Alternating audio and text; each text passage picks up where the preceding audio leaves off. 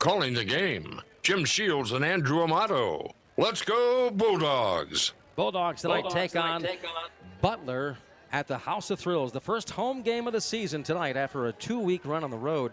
And the Bulldogs have been very successful, 2-0 against Fort LaBeouf and the thriller against Connellsville last weekend. About 3 minutes to kick off tonight. And tonight, Lon, I think we're going to see a very, very close game. Again, I think it's going to be a running game. You know, size-wise, they match up. So you're right. We may see a running game. They've got seniors loaded up, as well as the Meadville Bulldogs. So you're going to see two hard-nosed teams really go at it. And you're right. I mean, conditions here at the Barco Durant's Athletic Complex are perfect right now, even with a little bit of rain. And here come the Bulldogs, Jim, fired up wearing their camo, courtesy of the Pennsylvania National Guard. It looks sharp. But you're right. I think we're going to see a lot of ground tonight. Also, some other games going on around the league tonight. McDowell at Mentor, Riverside Pirates at Cathedral Prep, Fairview at Girard, Northeast at Harbor Creek, Fort LaBeouf at Corey tonight, Eisenhower at Iroquois, Seneca at Union City, Lakeview at Sagertown, Cochranton at Maplewood, Grove City at Titusville, and Franklin at Warren. We'll give you up-to-date scores on those as we get those from our producer Grant back at the studios. Thank you so much. And again, we'll take another break here in a couple of minutes. But tonight, the Bulldogs take on the Golden Tornadoes. They're 1-1. The Bulldogs 2-0, and the Bulldogs have won both of those games without one of their big players, Braden Miller, who is a great running back, has been for the last 2 years. So tonight, it's going to be game on. We'll see how Braden does. I'm sure he's going to come out running strong tonight. That's right. Teff, senior for the Butler Golden Tornadoes.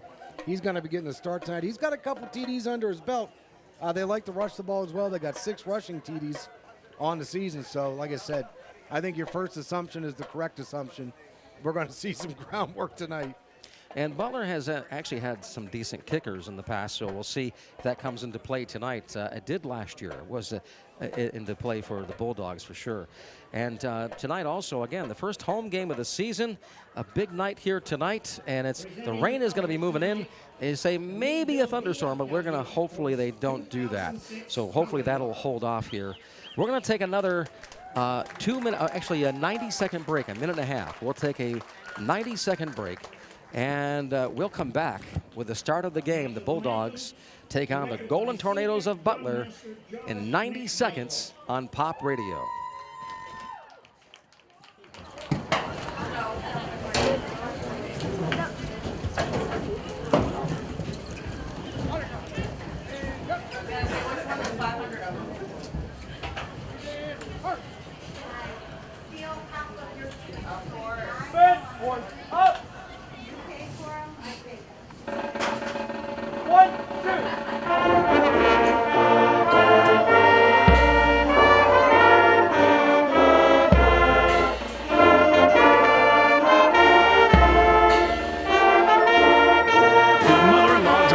About selling your house. But don't panic before you start running Hail Marys and packing boxes. How about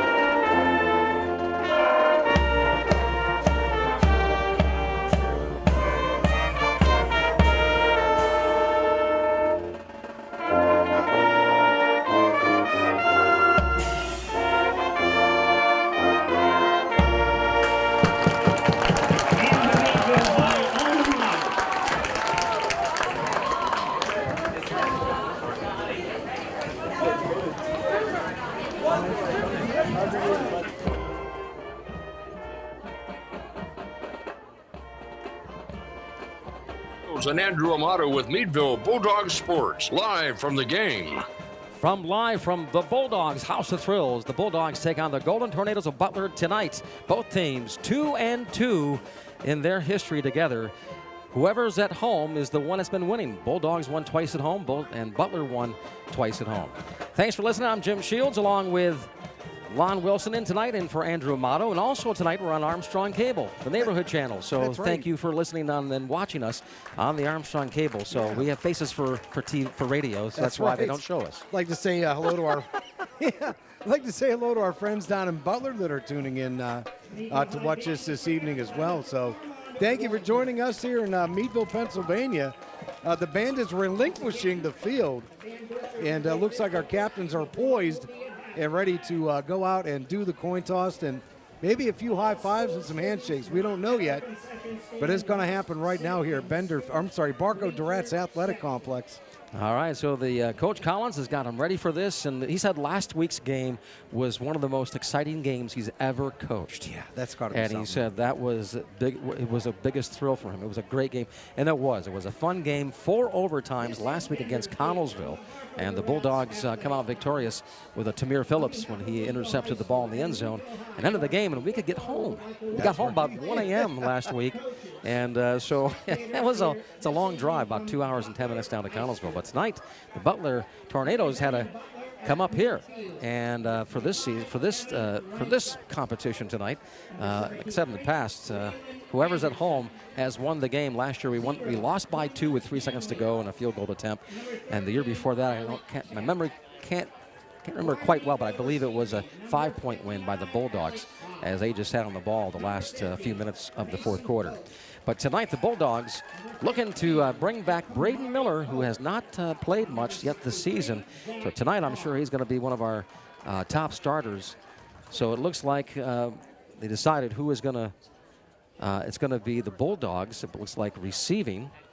Yeah. On the kickoff after the coin toss. That's right. We're going to suss out the details here. Yeah, Meadville is going to receive. No, they declined. They declined. Yeah. Okay, so it's going to be Butler receiving. Bulldogs, here we go. Tonight, they call for the forecast, calls for maybe a thunderstorm at 7 o'clock. If they do, or at 8 o'clock. If they do, they always stop play. They stop play for thunderstorms. Rain, we play through, but thunderstorms, they stop. Nice crowd showing up. Home, first time at home here for the Meadville Bulldogs. Yep. And again, the crowd, no matter the rain, they showed up. So nice to see support here for the hometown Bulldogs. And nice support shown on the other side from our friends and family from Butler. Bulldogs are going to be kicking off left to right. So John Adams last year, who had a very good season with Butler, he's back to receive for Butler as the Bulldogs kicker, Simon Farley Jackson, who has had a pretty good year. He's a new kicker, and he's done a pretty good job. And so, very good leg and can kick this ball, as you'll see here in a minute. But he has been a very good kicker and a great addition to the Bulldogs team this year. So they're back on their own 5-yard line. Butler is. And the kick is up. Nice kick, number 22. Catches at the 20, up to the 25, to 30. On his feet at the 35, taken down at the 35-yard line. They make it the 38-yard line, so it'll be 1st and 10 for the Golden Tornadoes of Butler. That's right. They get the ball first time, 1st and 10 on their own 35-yard line. Yeah, Leo Iaprino did not have much room to get there, so nice job by the Bulldogs on a high, lofty kick. The quarterback, number 13, Alec Teff. He's 6'1" senior. He was last year's quarterback, 191. Got a decent arm, but they do a lot of running. They got 2 wide to the right receivers, halfback, and they hand it off. Up the middle, they run to the 35, the 40, the 45, breaking loose at the 45, taken down at the 32 of the Bulldogs. What a run to start off the game for the Golden Tornadoes. I tell you, Clems, he found a hole. You could have passed the Titanic through that it just nice run to get out of the gates for the Butler Golden Hurricanes. You couldn't ask for a better start. Off tackle. 20-yard gain, yeah. 22-yard gain for the Butler. Now they're in Bulldog territory, 1st and 10 on the Bulldogs 33. They take it in, run it this time up the middle to the 30, on their feet, the 25, down at the 24-yard line is where they'll mark it. And that's going to be a 2nd down and about 1. Yeah, Mark Second Clems. down and about 1. So they're off to the running game as we thought. And they're strong runs tonight. The Bulldogs defense has to adjust here. They're going to have to make some adjustments. Clems just had 2 nice little runs there. Quarterback Alec Teff takes a shotgun snap, hands it off to number 2, Mark Clems. He goes up the middle. The flag on the play in the backfield, so that'll come back. And he tackled him at the 21, but that looks like against Butler, probably holding. Most likely because it was thrown in the backfield. We'll see what the call is down on the field. 10:56 to go in the first quarter. No score here. Butler, though, knocking on the door, almost on the Bulldogs' red zone. Yeah, Clem's had enough for the first down, but they're going to mark that back. And about 10 yard. That's right. So far, it's all been the junior running back, the 6-foot, 170-pound running back, Mark Clems. Holding, called on. That's usually the call. Usually it's holding. When they throw it in the backfield, it's usually holding. So they lost 10 yards, so it's second down. And it should be 12 now for Butler. Quarterback shotgun snap, Alex Teff running the game tonight. And this time he rolls to his right. He passes on the line, caught by number 0, 20, 10, and taken down at the 5-yard line. Big play for the Golden Tornadoes. We got a flag on the near side here, Jim. And it could be coming back again. In the backfield, the flag is thrown, and it looks like they may come back. We'll see what the referees call here. But nice pass. Wide open in the flats. To Quinlan Hanley. Yeah, it is coming back. So ineligible man downfield looks like. So, wow, that's a big, big penalty there. That's about a 40-yard turnaround there. I mean, they were down on the 5, and now they come all the way back to about they're going to mark this off at the 32, 10 yards. Coming back to at least the 34, probably the 44-yard line. Let's see where they mark the ball. Yeah, that's 5-yard penalty, so it'll be at the 39-yard line. First, it'll be second down again, I believe. Yeah, Meadville's using up all their birthday wishes here, Jim. They need to get a stop. They do. Because Butler right now is shooting themselves in the foot. Second down and 16 for Butler on the Bulldogs' 39-yard line. Shotgun snap. They run it up the middle to the 40, 35, 30-yard line, 31, make it. So that's about a 8-yard gain on the play for the Tornadoes. It'll bring on a third down and about 8. Yeah, Clems again with a nice little run. He got about 4 yards back on that. Meadville closed the gap a little bit faster, so that's what we need to see is a little bit more speed out of that defensive line. Good news, they've called off the thunderstorm here. They said it moved south of Meadville. So that is great news. We're going to get this game in. So the Golden Tornadoes here coming out impressive, but their penalties are killing them here tonight. Shotgun snap. Quarterback throws up the middle and overthrown.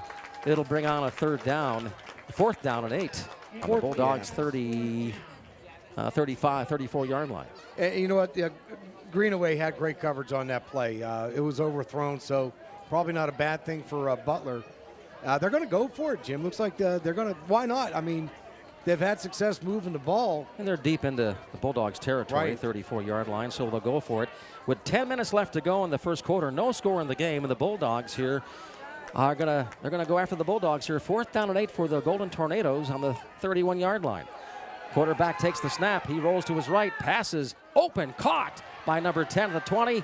He's on his feet, taken down to the 15. First down, Butler.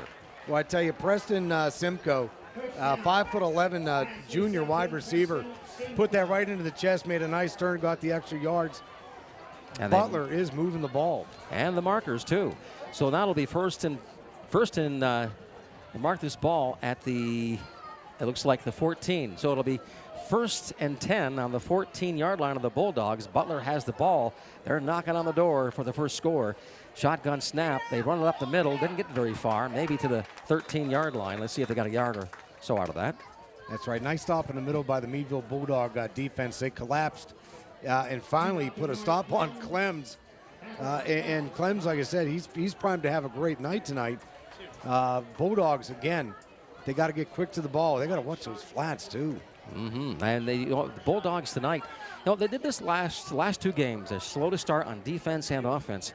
But by halftime, they start getting it in gear. But this is a good team. You don't want to get too far behind. No, it's all about the end result, but you're right. Shotgun snap. Butler takes a fake pass, throws it into the end zone. Touchdown. Well, I tell you what, Asher Johnson, the 5'11" sophomore, had an easy pick right over his left shoulder and into the end zone. First score tonight for the Butler Golden Tornadoes, 6-0. Now they go for the extra point. I'm sorry, I miscued that one. That was Jacob Collinger. or Collinger for Butler, number 42. So Nice cross. My apologies. Nice throw going back against the grain by the quarterback. Alex Teff with a nice throw and the first score of the night tonight. Extra point.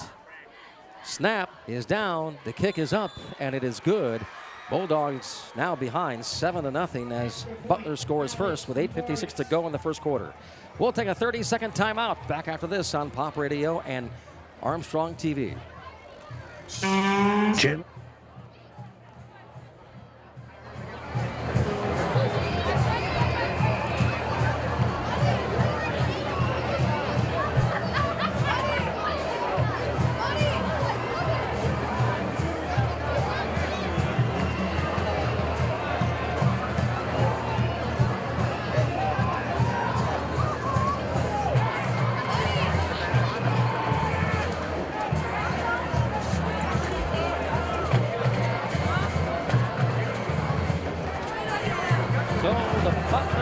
Tornadoes score the first points of the game tonight, 7-0 as they lead with 8:56 to go in the first quarter. And the Bulldogs will get their first chance at the ball tonight. Back is number 4, Jordan Lawrence. I'm sorry, number 4 is for the Bulldogs is Amari Grenaway, and also is Ryan Elverton back there to receive, as well as Jacoby Thompson. And Elverton actually has gotten some good play time, very fast, and he's been good on the kickoffs. He's some decent returns, Elverton has. Yeah, I'm trying to look for number 77's name here. Kicker for the Butler Golden And the kick is short, goes right into the hands of Jacoby Thompson. And he goes up to the 30, 35, taken down at the 38-yard line. So it'll be 1st and 10 for the Bulldogs on their own 38-yard line. And that is actually number 7, that is, Jacoby Thompson. That's what I thought. So here we go. The Bulldogs now first chance with the ball tonight with 8 minutes, 50 seconds to go in the first quarter. And the Bulldogs, not much surprise here. They run the ball. There's not much passing going on, especially if A.J. Philippa is quarterback. They usually a lot of handoffs. And A.J. Philippa sometimes takes the ball and runs with it as well. So A.J. Philippa, the quarterback, in under the snap under the center. I'm looking at this Butler defensive line. That's some big trucks out there. Bulldogs handed off and slipped in the background of Amari Grenaway and lost a yard on the play. So it'll be 2nd down and about 11 on their own 37-yard line for the Bulldogs. Yeah, Amari a little bit disappointed with that. He actually had a little bit of a gap he could have worked through, but again, sometimes the turf conditions, they win the ball game. Well, you know, this field gets, when it rains a little bit, it's very slick. So it's very hard. Yes. I've been out there walking and slipping. Here we go, the Bulldogs. 2nd down 11 on their own 37. A.J. Philippa under the center takes the snap, hands it up the middle, and Elverton has it up to the 45.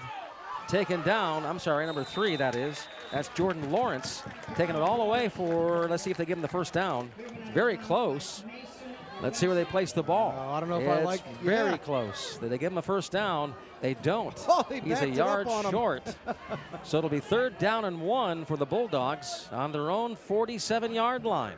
That was very close. I thought he had it. Jordan Lawrence was very close to getting the first down. I tell you what, Lawrence, nice run. He fought for that edge and actually kept his legs driving. So that's a good sign for the Bulldogs here in a short 3rd down. So 3rd and 1 for the Bulldogs on their own 47. They take the snap. Jacoby Thompson, he runs to the left and taken down right at the line of scrimmage. I think he has it. Let's see. Yeah, I'm looking at very close, but I think they has it. And they're saying move the markers. They got a first down. Yep, and they move the markers. So the first down for the Bulldogs. It'll be first and 10 for the Bulldogs on their own 48-yard line with 7:56 to go in the first quarter. And they are behind as the Butler Golden Tornadoes scored the first points tonight. 7-0 is the game. You know, I saw the far line judge moving up. It looked good and just enough. So the Bulldogs, fresh set here, coming up to the 50-yard line. A.J. Philippa under center takes the snap, hands it up the middle, and that is, I believe, Jordan Lawrence takes it up to the 50-yard line. Well, I tell you, Ethan DeLess, and I hope I got that pronunciation correct, the number 23 junior for Butler, he was just a brick wall coming from that middle linebacker position. So nice work by Butler to collapse and get that middle filled. So it brings up a 2nd down and 8 for the Bulldogs on the 50-yard line. And the Bulldogs here looking to move forward. Again, run the ball has been the key. Haven't seen Braden Miller yet, but I got a hunch we're going to be seeing him shortly here. Yeah, Elverton checked back into the game as well. A.J. Philippa hands it off to Jordan Lawrence. He goes up to the 40, taken down at the 38 of the Butler Tornadoes. That is we got a late number flag. 4, Amari Grenaway, actually, with that run. Yeah, Grenaway, what a heads-up run. He's got so much speed to the outside. And a late flag, we may have a personal foul here. That is against Butler for sure. A late hit, unsportsmanlike conduct. Usually is a 15-yard penalty. Let's see where they mark this. 6:57 to go.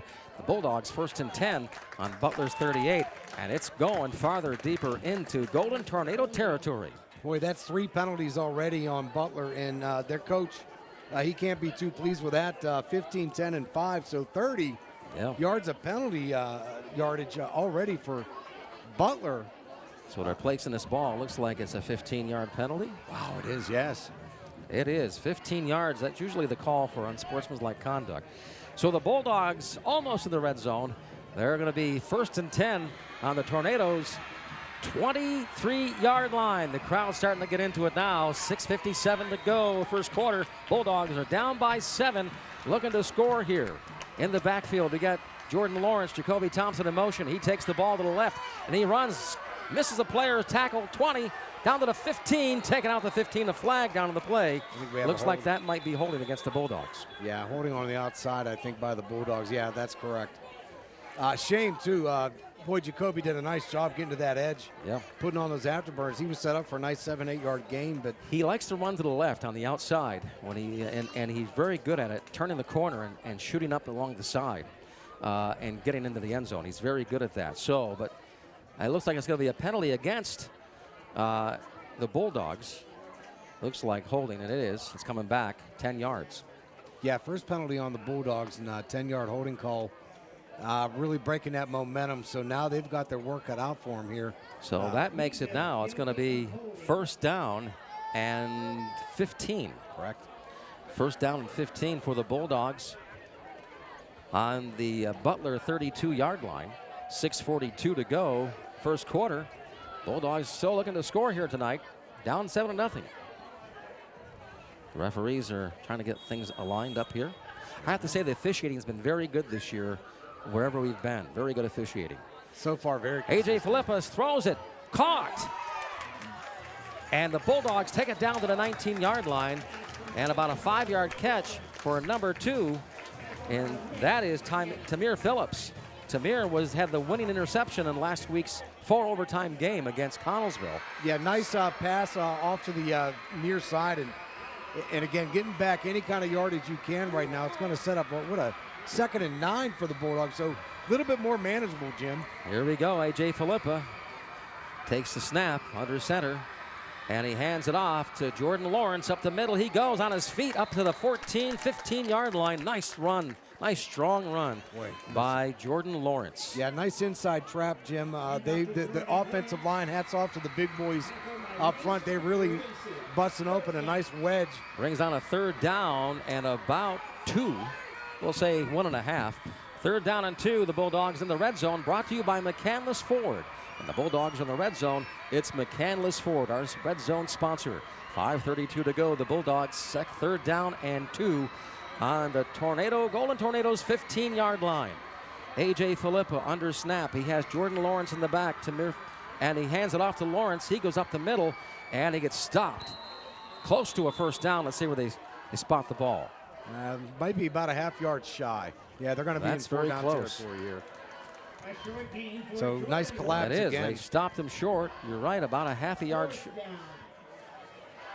About a 4th down now. 4th down and 1 for the Bulldogs on Butler's 14-yard line. 4:54 to go. First quarter. Bulldogs looking to score for the first time tonight. Jordan Lawrence, Jacoby Thompson, the backfield. They hand it off. This time, number Amari Grenaway takes it down and a 1st down. He gets down to the 12-yard line. 11-yard line, make it. That's a Bulldogs 1st down. Yeah, I saw a nice gap right to his left opening up. I was calling for a cutback. I'm like, cut it, but you know what? The young man managed to bulldog himself into a first down for Meadville. And again, great position here for the Dogs. You know, Bulldogs have so many people talented in the backfield that you don't know what's coming at you. And there's a case right there. Bulldogs get the first down. 1st and 10 on the 12-yard line of the Butler Golden Tornadoes. The Bulldogs now. A.J. Philippa is under center. He takes the snap, and he hands it back to Jordan Lawrence. He goes to his left and taken down behind the line of scrimmage, and a pretty good loss there back to the 15-yard line. A 2-yard loss in the play for the Bulldogs. Yeah, I'm trying to get the number on that truck that hit him. That was number 1, Nick Baguetta, the sophomore for Butler. Boy, he made a nice run into the backfield and caught himself a speedy running back. But that's going to set him back a few yards, Jim. Looks like a 10 and 13. Second down and 13. Yeah. Bulldogs now, here's the score. Bulldogs behind 7-0 as the Butler leads. 3:40 to go in the first quarter. Bulldogs come to the line. A.J. Philippa, the quarterback, under center. He's sending out number 10, Landon Carter, and they run it up the middle and don't get very far, maybe a yard. Yeah, not much there for the Meadville Bulldogs. Nicholas Morinando, the senior, nice job with just a head-on tackle for Butler. So it brings on a third down for the Bulldogs. Third down in about 12. Third down and 12 for the Bulldogs on the 19-yard line. Yeah, 14-yard line. Definitely in 4-down territory here. A.J. Philippa takes the snap, and he rolls out to his right, throws the ball, caught by Amari Grenaway and out of bounds at the 10-yard line. And that is about a 2-yard gain on the play. Yeah, I got about half that. Picked up a little extra on the tail end, but, the Meadville Bulldogs here, they're spending a lot of time in the McCandless Ford red zone, and they'd like to come away with some points here. So that brings up a 4th down now. 4th down. Field goal. And Bulldogs field goal attempt by Simon Farley Jackson now. This kid can kick. I've seen him kick some field goals, which is not known for high school football too much. But I like how he kicks the ball. Let's see. The snap is good. The kick is up, and it's good. What a kick. You don't see that too much in Bulldogs history. Bulldogs on the scoreboard now, 7-3. Butler still leads. We'll take a 30-second timeout. Back after this on Pop Radio and Armstrong Cable.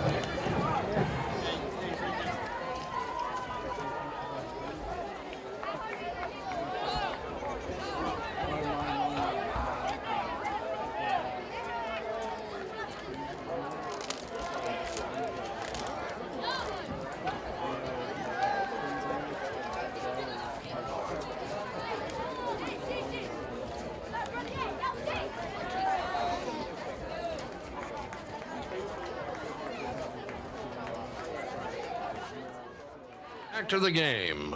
Actually, it's Lon Wilson with me tonight, in for Andrew Amato, who is in South Bend watching the Notre Dame game tomorrow. Bulldogs now kick it off after they made a field goal. It's 7-3. The Bulldogs behind by 4, and now they kick it off. Nice kickoff, back at their own 5, and they drop the ball. The Bulldogs do, but pick it back up to the 15. Now to the 20. Taking it all the way down to the 23, 24-yard line. So it'll be 1st and 10 for Butler on their own 23-yard line. That's right, good coverage. I believe his own Treadle, the senior, number 19 with the run back. So Bulldogs, again, decent job on the coverage. So, again, the Golden Tornadoes, boy, they just running and passing well, Jim. It was 3 penalties that have really set them back. 2:27 to go in the first quarter, and it's Butler 7, Bulldogs 3. And now it's shotgun snap for the quarterback for Butler, which is Alex Teff. They run it up the middle to the 30-yard line, and that is a nice gain. But number 2 for Butler, that's Mark Clems. And Yeah. Mark Clem's 6-foot junior, 175 for Butler. They spot it at the 30.5, Yes. we'll say. So it brings on a second down. It'll be the scoreboard here. Let's get caught up, but I believe it's going to be second down and about 4. Yeah, Clem's is eating up yardage here. And they take it up the middle, run it this time to the 40-35, down to the 39-yard line, and a first down for Butler. Yeah, Clem's changes direction to off tackle and found a little bit of a gap. Good thing the Meadville outside linebackers were paying attention, or that could have been a breakaway run for Butler. Minute 47 to go in the first quarter. Butler leads 7-3 over the Bulldogs, and now they're getting the play from the sidelines. And number 3, that is a 13, Alex Teff, the quarterback, for the shotgun snap for Butler. And they pass. He looks to his right, looking to throw downfield. He does. Caught at the 50-yard line and dropped. Wow. He heard footsteps in front of him. Bulldogs right there to defend, and incompletion. It'll bring on second down and 10. Yeah, Bo Burchett, he was wide open. Yep. It just it hit the tip of his fingers and his chest pads, and again a big break here for the Meadville Bulldogs. And he heard some footsteps, I think, on top of that as well. Oh, they were closing. Yes. Right now in the first quarter, get this score: Mentor 22, McDowell nothing. Wow. Wow, that's right. And we play McDowell here in 2 weeks. Shotgun snap. Butler runs it up the middle to the 40, 45, up to the 50-yard line, halfway, and a first down for Butler. Yeah, Clem's with the first down. That's 4 first downs on the night for Butler. And again, Clem's is eating up the near side of the field here. He's got to be pushing right now 30, 40 yards at least, maybe even 50 yards for the game. So Coach Collins is going to probably draw a map here. Wherever you see that guy, go. Yes. So it's going to be first and 10 at the halfway mark here, 50-yard line for Butler as they go in the shotgun formation. And it's Alex Teff, pretty good job tonight. Hands it off. They go up the middle. Butler does to the 45, down at the 42, 41-yard line of the Bulldogs. That's about a 9-yard gain. Slip tackle broke him loose, and again, the Bulldogs had it near and dear to the line, but again, Clem's just making the best out of the near side here of the field. So now they're in Bulldogs territory. It's going to be second down and 1 on the Bulldogs 41. Butler has the ball, and Clem's and Nico Bagata, he also last year did some running, and he's in the backfield. They hand it off to him. He goes up the middle, first down, 35 on his feet down to the 31-yard line, 10-yard gain, and there's a flag on the play, which I think it's against Meadville. So we'll see. It might be adding yards to this play. We'll see what the referees say here. And they are. So they mark the penalty back at the 38. And right now, it's a first down for Butler, but we'll see what the penalty is coming back actually against the Bulldogs. Yeah, it comes against. Yeah. So it's against Butler. 10-yard loss, 10-yard penalty, and it puts them back now at the Bulldogs' 48-yard line. I didn't catch the call. I didn't see the call either. I was looking at the referee, but I looked down for a second. He must have flashed that sign. 20 seconds to go in the first quarter, and the Golden Tornadoes have the football. Second down and 1 on the Bulldogs 48, but I think that's wrong. Up the middle they go, and taken down at the 44-yard line. Yeah. And the clock stops, and it actually continues now. And that'll be the end of the first quarter. Bulldogs 3, Butler 7. 1 minute timeout. Back after this on Pop Radio and Armstrong Neighborhood Channel. Armstrong has a long history of fighting food insecurity in our communities through Breaking Bread events. Here's how you can help. We're celebrating our 7th annual Avenge Hunger Month. Join us in supporting local food banks and soup kitchens by dropping off these most requested items to your local Armstrong office between August 26th and October 6th. Together, we can knock out hunger. Visit ArmstrongOneWire.com/breakingbread to find a list of community feeding programs in your area.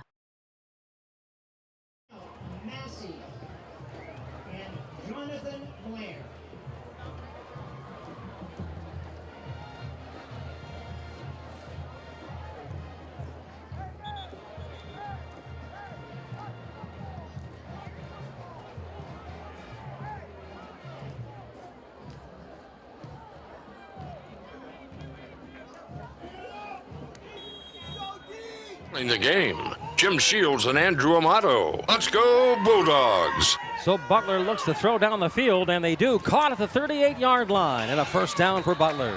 I tell you what, Meadville had great coverage on that play, but, good reaction, by their wide receiver, number 10, and I'm going to try to get the name of that young man here. Yeah, it was Preston Simcoe with a nice catch, coming back to his quarterback after seeing nothing available. So it's going to be on a first and 10 for Butler on the Bulldogs' 39-yard line. 11:34 to go for the first half. They snap the ball. Up the middle they run. Number 2 to the 35, the 30, breaking down to the 25-yard line. And that is Mark Clems again. He's getting a lot of the yardage here tonight. Mark Clems with a 10-yard run, and they move the chains again. So it'll be first and 10 now for Butler on the Bulldogs' 25-yard line, I believe, is where they mark the ball. Yeah, Carter, nice tackle for Meadville to save a potential touchdown. And here they go. It's shotgun formation for Butler. They take the snap, hand it off to Clems again up the middle, to 25, to 20. On his feet, still on his feet at the 15. Hard to take him down all the way to the 10-yard line. And he's on his feet still. Down to the 5. That's a 15-yard run. Actually, a 20-yard run for Clems. Coach Collins is going to mark the tape on that one, and that's going to be replayed. The 20, that kid just couldn't take him down. He kept bouncing off players. Again, they're tackling up around the shoulders. They got to tackle him down at the timeout called. Bulldogs call a timeout, and I'm sure Coach Collins said, okay, guys, no tackling around the shoulders. You got to tackle around the ankles. And we saw that in the first game against Fort LaBeouf. The Bulldogs tackling high, especially against Clems, who's, 6 foot, 175. Right. He's going to keep running. You're not going to get him down. So that's why they got to do. They got to focus on wrapping their arms around his legs, ankles. They had that issue the first game against Fort LaBeouf. And I think Coach Collins, that game, actually stopped it. In the third quarter, said, guys, they could see him down there telling them, around the ankles, around the knees. Don't tackle them up high, or else they're going to score on us. Yeah, the first 5 yards you got forgiveness. That additional 10 yards he put on, that's a fundamental, issue. You got to use your noggin, get those legs, and get those ankles wrapped up.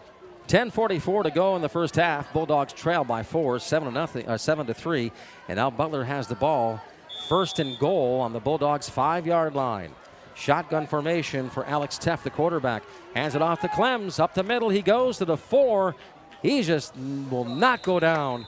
And he takes him down at the 4-yard line, they mark it. So at a 1-yard gain, it'll be on a second down and goal on the 4-yard line. Just 4 more yards for Butler to get their next touchdown here. Yeah, nice job again by the Meadville Bulldog line to respond.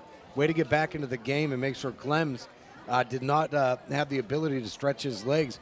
He's a lanky young athlete, and like I said, he gets open field. He's a very dangerous runner. Second down and goal on the 5-yard line. Shotgun formation for Butler. Takes the snap, a low one.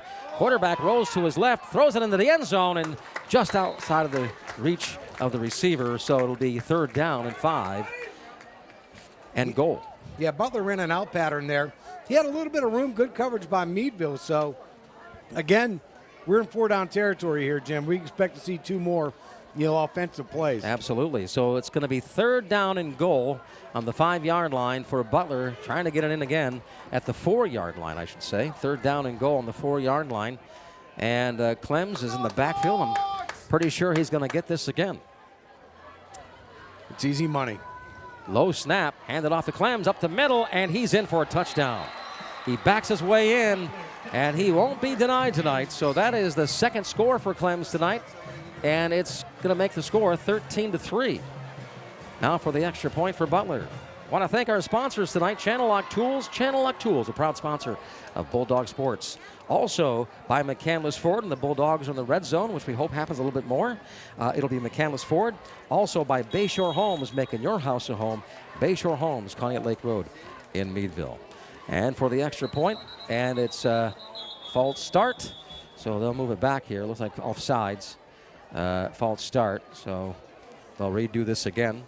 And outside there, I see it for the first time, a golden tornado outside the end zone. You see that right there, I Ron? did. I looked. I'm like, is that a cup of French fries? No, it's a golden tornado. I thought it was French mocha. I love that mascot. That is awesome.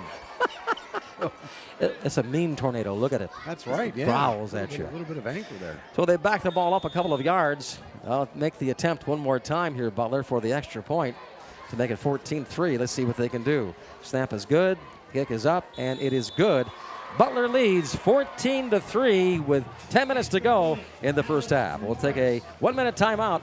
It makes it a 30-second timeout. A 30-second timeout back after this on Pop Radio and Armstrong Neighborhood Network.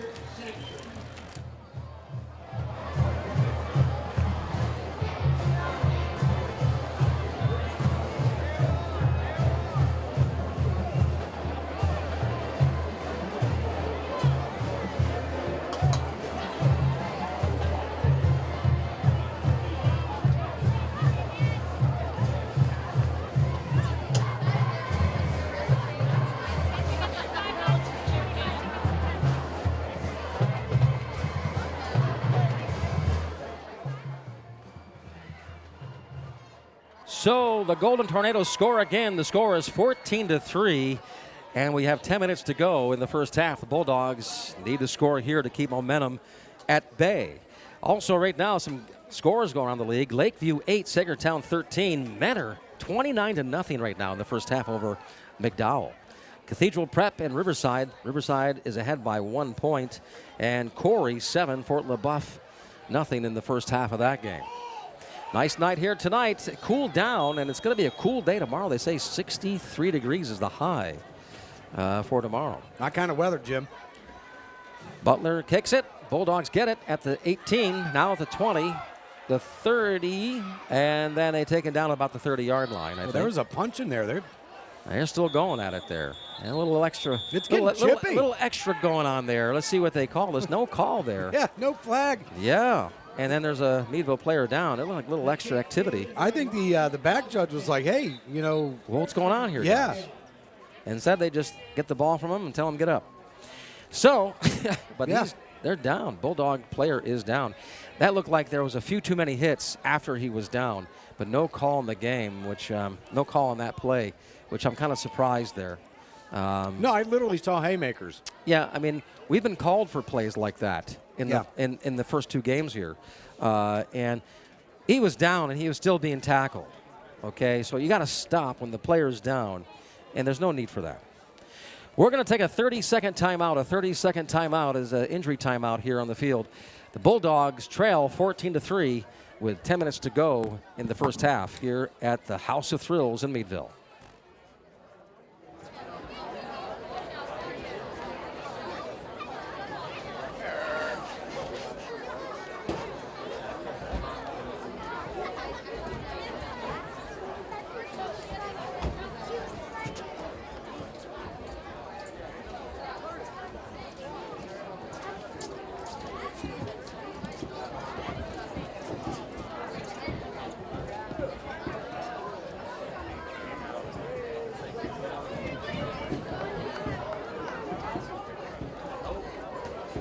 The Bulldogs have an injured player down on the field in an injury timeout on the 28-yard line. Not sure who the player is, we didn't see the number. But, if you saw the replay on this, definitely foul committed here by Butler. I mean, they were still tackling our guy down on the field when he was down. And, I mean, come on. Yeah, call the foul here. Yeah, the extracurricular that I saw was actually away from the foul. Yep. And I think that's where the back judge was, like, looking into the foul as well. He kind of raised his arms like, hey, nobody's going to chuck a flag. And that was Ryan Elberton for the Bulldogs that was down. But good to see the young man up and walking off on his own there. But, yeah, foul was there. They just didn't call it. That's what I believe anyway. That's just my opinion. And it's football. And Butler, you know what? They're making a stance. And right now, they're taking away the home field advantage from the Bulldogs. 1st and 10 for the Bulldogs on their own 28-yard line. 9:55 to go in the first half, and the Bulldogs trail 14-3. A.J. Filippa takes the snap. And he hands it off to Jacoby Thompson. He gets taken down in the backfield for about a 5-yard loss. Yeah, there was about 17 Golden Tornadoes in the backfield to make that tackle. They sniffed that one out right away. He didn't even get a chance to get some traction.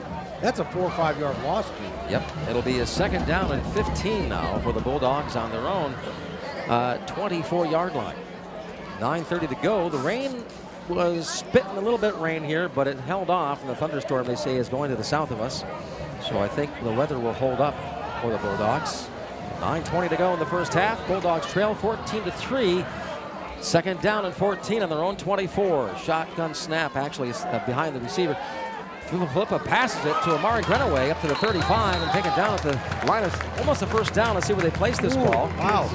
I think it's a first down, and they do give him a first down, I believe. Let's see where they place the ball. I don't think so. I think they spotted him 2 yards Wow, short. way short. Yeah, I know. I thought Grenaway, unless, you know, I had him farther up the field there. His right foot may have, clipped out, the line. But 3rd down and 2 now for the Bulldogs on their own 36. A.J. Filippa, the quarterback, under center, takes the snap. Hands it off, up the middle they go.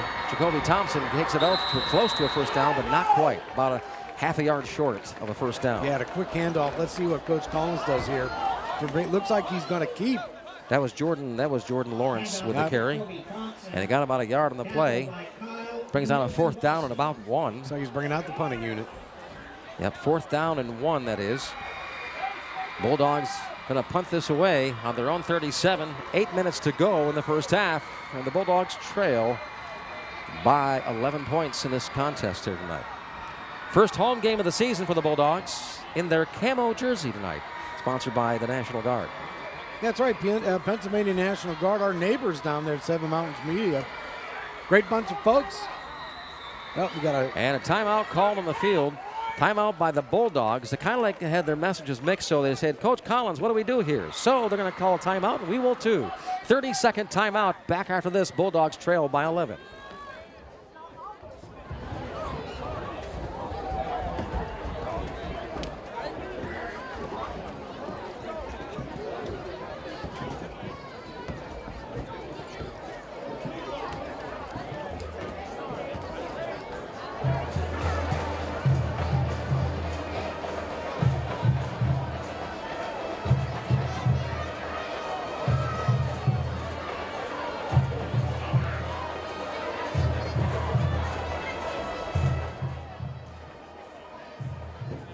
Get back to the game.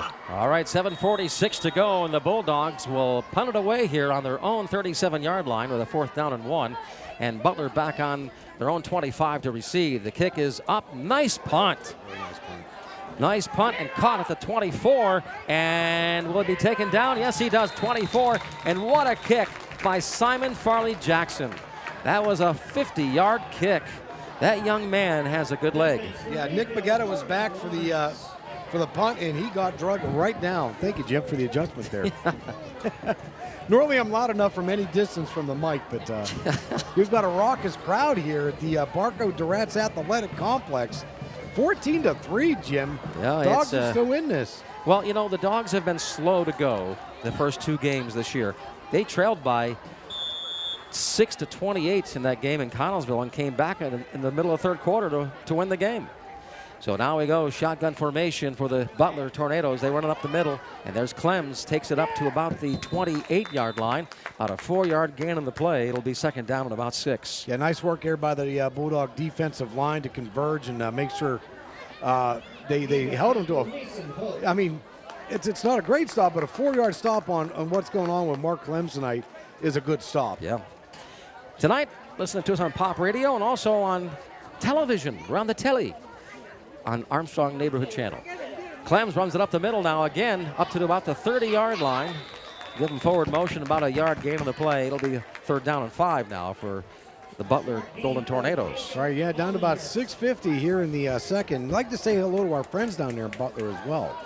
Yep. So thank you for joining us here on the broadcast. I'm trying not to be too much of a homer tonight, Jim. I hear you. 6:42 to go in the half, and the Bulldogs trail by 11 points. Butler has the ball, shotgun formation for a quarterback. He's done very well tonight, and he throws it this time, launches it down to the 4, caught at the 42, the 40, the 30, 35, 20. He's going all the way. Touchdown, Butler. Wow, what a 70-yard play for the Golden Tornadoes and their 3rd touchdown tonight. Yeah, the senior Preston Simcoe came back for that. He had to stop. Then he used the referee as a diversion. So what a nice. About a 25-yard throw, though, by Alex Tuff to catch him at the 43, all the way from the 30, and then he runs it all the way across the field and touchdown. And the Bulldogs now trail by 17 points, and now they go for the extra point. Butler does. This is kind of a surprise here tonight. Bulldogs up and good for the extra point. Butler leads 21-3. We'll take a 30-second timeout. Back after this. Pop Radio and Armstrong Cable Network.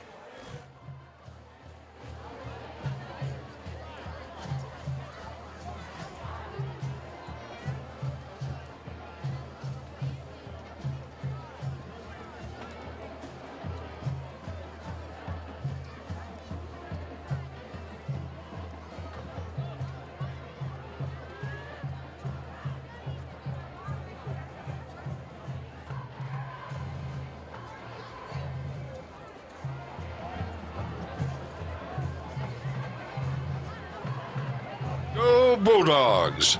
Filling for Andrew tonight is Lon Wilson, as Andrew's in South Bend, Indiana tonight. Going to watch the game tomorrow. Big game tomorrow at Notre Dame. That's his team. He likes he wears the Notre Dame. He does. Colors, letters, you name it, all over his car, his jacket, his hat. The Yankees on his hat. I think he's got the Yankees. So it is 21-3. Butler really taking on this ball game here tonight against the Bulldogs, and they're looking very good. But then again, the cardiac kids, as I call them, Meadville, never count them out. That's Last week right. they were down by almost 20 points and came back to win that game. So yeah, two passing touchdowns by Clef. I mean, that's. Bulldogs get it at their own 15, run it up to the 20, the 25, now to the 30, 35. He's got to run. He's going up along the sideline and taken down at the 40-yard line. What a run by, that is Jordan Lawrence, number 3. I'll tell you what, Lawrence. What a run for Jordan Lawrence, about a 50-yard run. Yeah, Mirando came from behind and finally got him down at the 40-yard line into Bulldog territory. So, this is is there a penalty marker? Oh, they penalty back at the 30-yard line, and they're saying it's against the Bulldogs, so that ball will come back. Oh, boy, Boy, that one stings. That's another, yeah, it does. So 6:07 to go in the first half. Bulldogs had good position, but the penalty will bring it all the way back about 40 yards. Yeah, from the They're spot marching of it the- back from from the the spot of the 29-yard fouls. line. That's right. That's a 10-yard penalty. So it puts them back to the 19-yard line. So the Bulldogs will be 1st and 10 from their own 19 instead of Butler's 40. That's a 60-yard turnaround right there. Yeah, that might have been a block to the back, so. 50-yard turnaround. 21-3, Butler leads here with 6:07 to go in the first half. And now it's 1st and 10 for the Bulldogs on their own 19. Yeah, that'll take the wind out of your sails, Jim. But you know what? Jacoby Thompson as the quarterback now. Shotgun snap. He takes the ball. They run up the middle. Stopped at the 19 line of scrimmage, so no gain on the play. So that was actually Jacoby Thompson who actually ran with the ball. Yeah, that was a good stoppage, by Butler. Again, they're playing stout defense here on the run. So it looks like it's a timeout on the field. Yeah, we got some aggressive whistles going on here. Yeah, timeout on the field. The Butler band took the field way too early, and the referees were saying, hold on a minute here. Yeah, you guys can't be, they're supposed to be lined up out in the parking lot. So they're stopping the game, and the referee is coming down to say, you can't be in the end zone. Yeah, the referee's taking on the brass section. Let's see how this pans out, Jim. Yeah, the horns started coming in the background there, and they got loud, and the referee said timeout here. So it's an official timeout, and he's telling them you can't stay right there. So they're thinning out. I've never seen that before. That's a new one. That's right, in a very aggressive move by the Butler marching band. Yeah. So, 5:48 to go. It's 2nd down and 10 for the Bulldogs on their own 19-yard line. Bulldogs need a score here. Jacoby Thompson, the quarterback, takes the shotgun snap, looks to throw, and he does. He launches it down to number 2, intended for number 2 for the Bulldogs, but way overthrown for Tamir Phillips, who was intended to catch that, but there was no way he could have caught that. Phillips had about a 5-yard lead, too. Yep. So overthrown. So now the ball comes back, 3rd down and 10 for the Bulldogs on their own 19-yard line. If they're going to go one-on-one coverage, try it again. What's it going to hurt? I mean, his speed is phenomenal. Tamir last week had a very good game against Connellsville, especially in the 4th quarter. Really had a strong game. So the Bulldogs shotgun formation again. More wideouts. And Jacoby Thompson takes the snap. And this time he rolls to his right. He looks to throw it, and he does. Open and overthrown at the 48-yard line. Intended for number 15, I believe that was. I can't see the numbers. Kamari Pope. Wow. It was intended for, I believe that's Kamari. Let's see. I couldn't see the number. It's hard with that camouflage to see their number. But it's 4:43 to go. 4th down and 10. Now the Bulldogs will punt this away at their own 19-yard line. In stride, Jim. That was a touchdown. Actually, you know what? I like what I see though. They've got to spread this Butler defense out. You know who I haven't seen tonight, and I'm surprised, is Braden Miller.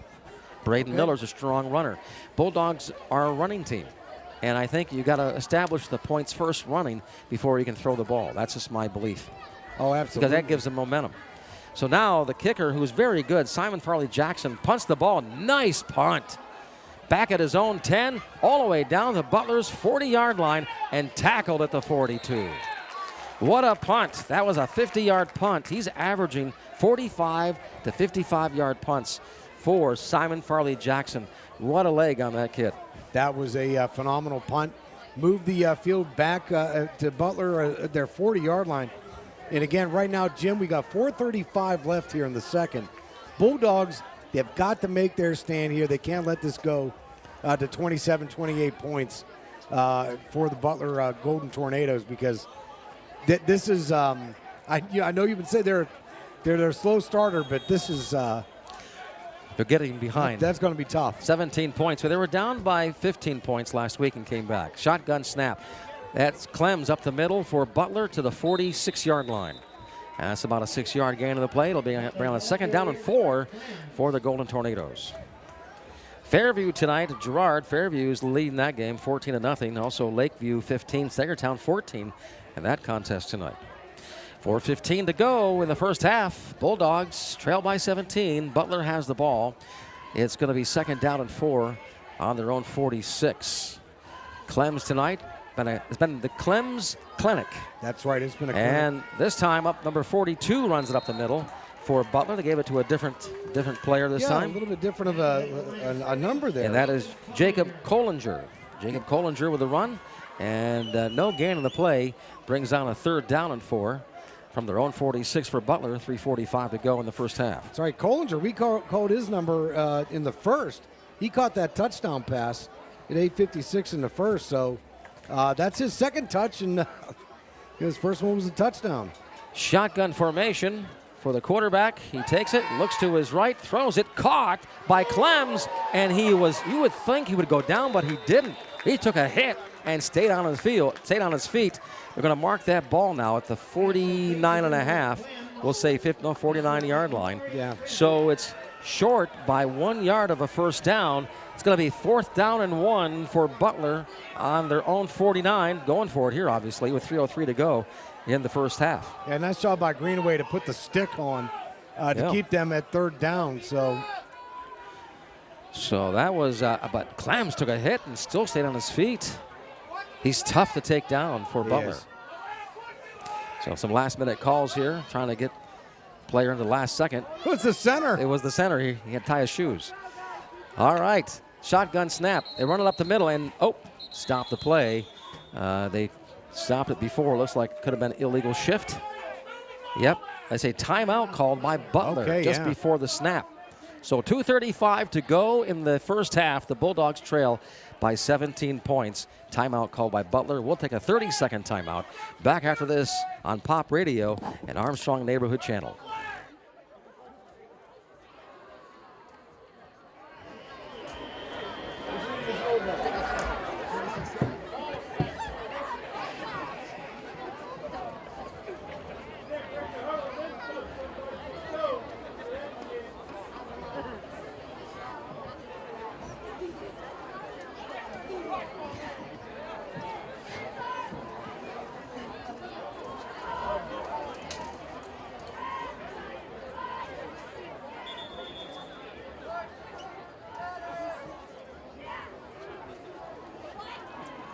Saw a band interrupt the game, and the band was marching on the end zone, and the referees go, time out here. Hey, what are you guys doing with you guys with the horns? What are you doing? I tell you, I got to hand it to the aggressiveness of the band director for Butler. All right, 4th down and 1 for the Golden Tornadoes on their own 49. They're going for it here.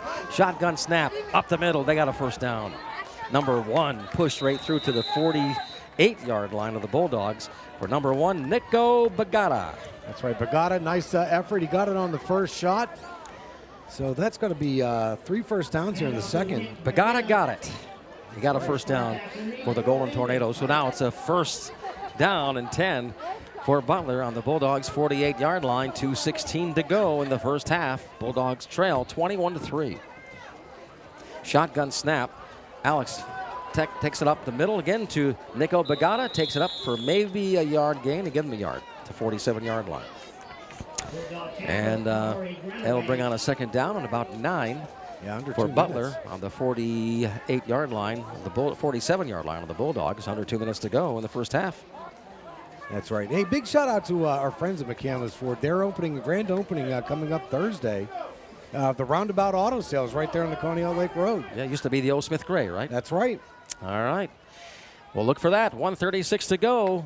Golden Tornadoes, high snap over the quarterback's head and almost intercepted by the Bulldogs. What a break. Bulldogs get the ball back with a high snap to the quarterback for Butler. Couldn't handle it, and the Bulldogs come back down on it, and they get the ball back in great position. It'll be first and 10 for the Bulldogs on Butler's 41-yard line. Wow, what a big break for the Bulldogs here with a $1:27 left here in the second, Jim. Bulldogs can do it. If they can go in with a touchdown, it brings it back to 11. It certainly does. They got to air this out, so let's see what the... I think you're going to see running here. I think, here's my call. Jacoby Thompson, they shotgun snap, and he runs with the ball. This is what we see late in the quarter. We'll see if that happens. In the backfield, he's got Jordan Lawrence.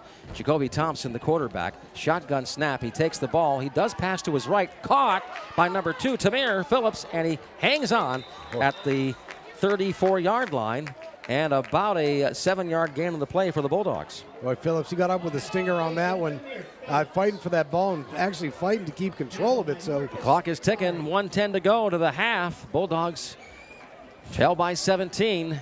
It's going to be 2nd down and 2 on the Butler Tornadoes' 33-yard line. Yeah, they got 2 timeouts remaining. Shotgun snap. Jacoby Thompson takes it himself up the middle to the 30. On his feet down to the 27-yard line. Almost broke loose there. You might have the first. But he's got the first down. Yeah. They move the chains. So it'll be first down for the Bulldogs. 1st and 10 on Butler's 27-yard line. With 46 seconds to go in the first half, Bulldogs need a score here. Clock is still ticking.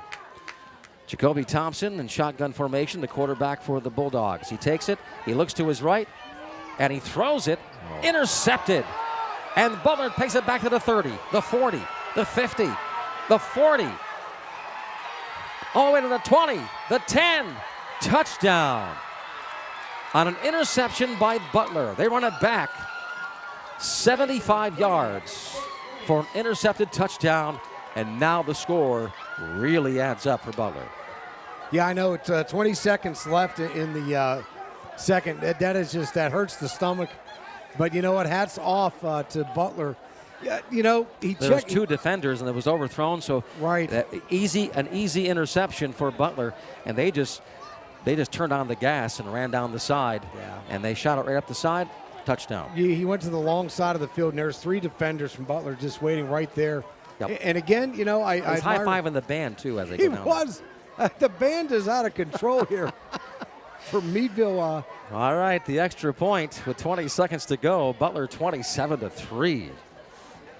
It's been a while since the Bulldogs have been behind this much in the first half. I can't remember in the last few years being this far behind in the first half. Yeah. The kick is up, and it is good. 28-3. Butler leads by 25 points. We're going to stay right here because we got 20 seconds until the halftime, which will take a 5-minute break, Grant, back at the station, a 5-minute break, and then we'll come back with some scores. But wow. All I can say is, you know, again, Bulldogs usually run it when you're down low. You run the ball. That's how we score. That's what we do. Bulldogs football. But I don't know. Early on in the second, we got burned by throwing it this time again. They had receivers open. They were beating, you know, their secondary for Butler, and I admire the choice to do that. But throwing across the field, though, that's always a tough call. Yep. All right, so the Golden Tornadoes come in here, and they really turn up a storm at the House of Thrills for the Bulldogs. They quieted the crowd right down here in Meadville, and they lead 28-3. And now they're going to kick it off. Bulldogs get it back. See what they do. You never know. You never know. You get a run back here all the way. I've seen it many times in Bulldogs history where we've run it back for a touchdown. We need one now. As the band gets ready to warm up there in the backfield there. Yeah, see. For Butler. You never know what's going to happen with the Butler Golden Hurricane Band. All right, so now number 77, the kicker for Butler. I don't have his, yeah, I do have his name. That's Alex Fulmer. He's 6'2", 198. Oh, there we go. The kicker.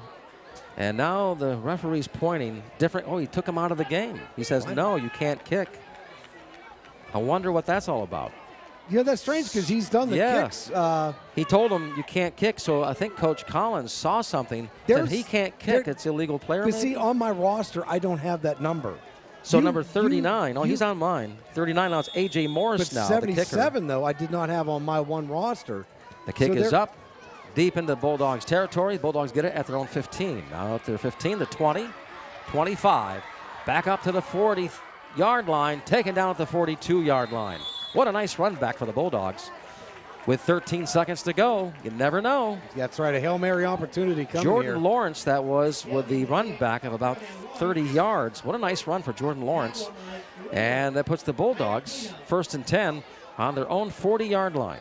13 seconds to go in the first half. The Bulldogs trail by 25 points. I've got a bunch of scores at halftime here. We'll update you around high school football tonight, Friday Night Lights. You know, there are a lot of games going on tonight. Yes. All right, so the first home game for the Bulldogs here tonight. It's been a little rough going. We'll see what brings on the second half. Bulldog A.J. Filippa hands it off to Amari Grenaway up to the 50-yard line on his feet, down at the 45. Nice run for Amari Grenaway. All right, Bulldogs stop the clock at 6 seconds. So now it's going to be first down and 1st and 10 for the Bulldogs on the Butler Tornadoes 45-yard line with 6 seconds to go. Got time for one play, maybe two. Most likely one play here. The Bulldogs, what will be the play? I would say run the ball. I know you're saying, a lot of people say pass the ball, but I say surprise element is run the ball because we have some great runners. Maybe you do a lateral. Maybe a lateral play. The old hook and ladder. Yes. Boy, I love to see a hook and ladder. This is when you would see it. You're down by 25, so what's it going to hurt? Yeah, you're right. It's not going to hurt anything. Yeah, this is a one-play scenario here, and it'll end the half. So the Bulldogs got to make the best of it. We've done that in the past. We've done laterals back like 3 or 4 players and got into the end zone. Absolutely. So we'll see what happens. There's the Bulldog. Do you hear him out back? Is that an actual Bulldog? Yeah, that's a barking? Bulldog. He's live here tonight. Hear him? He's barking out back. He's cheering on his team. There you go. All right, so 1st and 10, Bulldogs. 6 seconds to go on the Butler 45. A.J. Filippa, he rolls back. He looks to throw, and he does, and it gets partially blocked, caught, and then fell through the hands of Jacoby Thompson. That's the end of the first half. At the end of the half, Bulldogs trail. It's Butler 28, the Bulldogs 3. We'll take a 5-minute timeout and back with some halftime stats after this. Pop Radio and Armstrong Neighborhood Channel.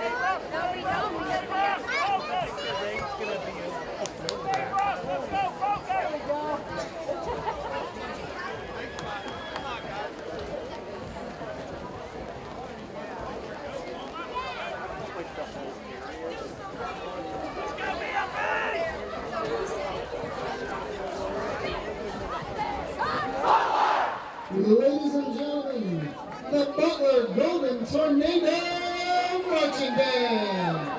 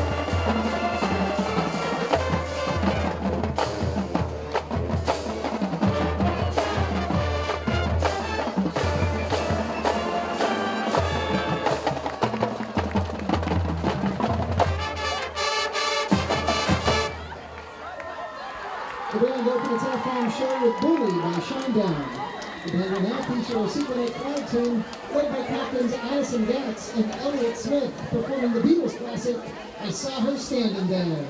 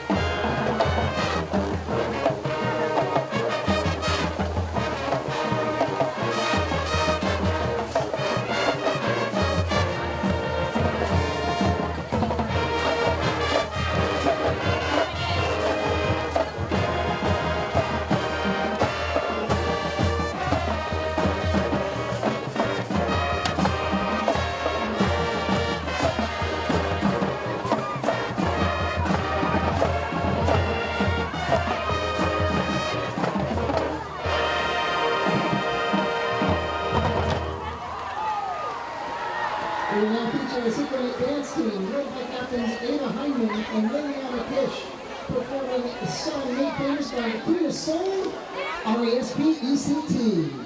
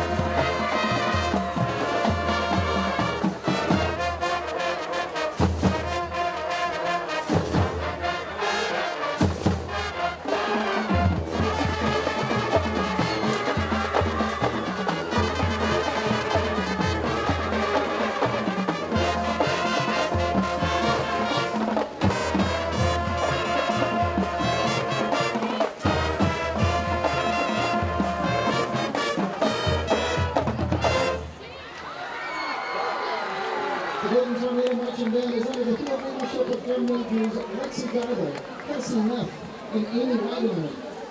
The band will now close the show with the Fall Out Boy hit, Thanks for Memories.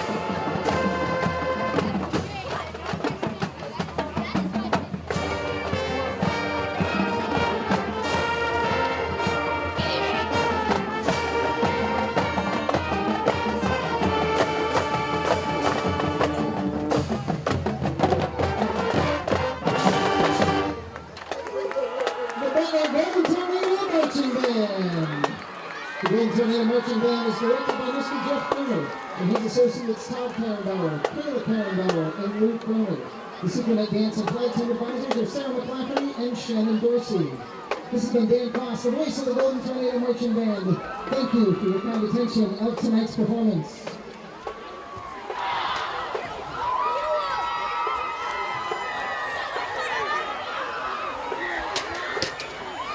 Good evening. The 2024 MASH Marching Band is led onto the field by Senior Drum Major Josh McMichael. The band is under the direction of Armand Walter. Additional staff are Miranda Tudip, Irene Kipp, Dwayne Banks, Chris Barnes, Sarah Walter, Kira Ackerman, Jake McCoy, and Annie Hilsinger. Tonight the band will be performing a portion of their 2024 production, Independent, featuring selections Bring Me to Life, Painted Black, You Don't Own Me, and Roxanne.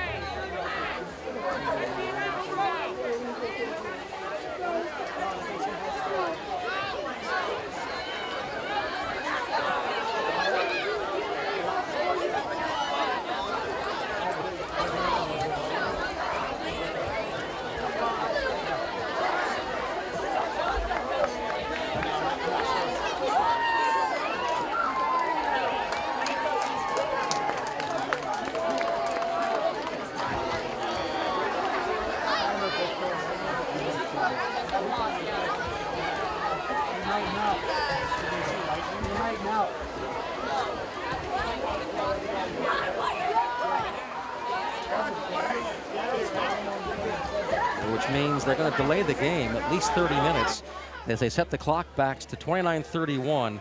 So it looks like they may delay the game 30 minutes, maybe because of the hard, 30-minute delay, because you see it on there. So it's a 30-minute delay tonight. We're going to have a 30-minute at half, another 30 minutes to go because of a storm. It looks like there may have been lightning. So if they see that, it's automatic 30-minute delay, which I thought I did see some over heading southwest of the field here. So they are saying it's a 30-minute delay. The referee called that. And tonight there's been a big debut on the marching bands. Lon's grandson. That's right. Drakey Mellring out there nailing the cymbals. I heard them all the way from here. They were electrifying, Jim. They did great. You know, Meadville band is, and, you know, people, when we go to other stadiums, they just really get a kick out of the Meadville marching band because they're very good. Have a great tradition of being very good and having a lot of great players or great people in the band. So it's been a real treat to watch them. And they were played last week, and not last week, but the week before at Fort LaBeouf. Connellsville, I didn't go down there. It was too long of a drive. Right. But tonight, so we got 30-minute delay because of the weather. It's really coming down, and they say, I'm looking at the weather forecast, they're calling for heavy rain for the next 45 minutes. Right. And it looks like thunderstorms, but I don't see it on the radar. But it looks like for the next hour at least, that they are going to see rain and a decent amount of rain. So we hope that they shorten that. But for now, it's a 30-minute delay until they come back for play. So as they do that, what we're going to do, Grant, since we have a 30-minute delay, instead of listening to us talk for 30 minutes. Yeah, might as well listen to the greatest. Well, actually, no, this is. Oh, that's right. It's not my top station. 40 music here we're talking about now. It's pop radio. So, Grant, we're going to have you play some tunes. So, DJ Grant will take over. And, Grant, come back to us in 15 minutes. But play some tunes for the crowd. And we'll be back in about 15 minutes for this rain delay that they have for the next half hour. They'll come back to us in 15 minutes. But right now, currently at the half, the Bulldogs trail Butler 28-3 with this weather delay timeout for the next 27 minutes. So we'll come back in 15 minutes, Grant. So I wonder what Grant has in his playlist. Taylor Swift. He probably does. So, Grant, it's all yours. Thanks, Grant. We'll be back in 15 minutes.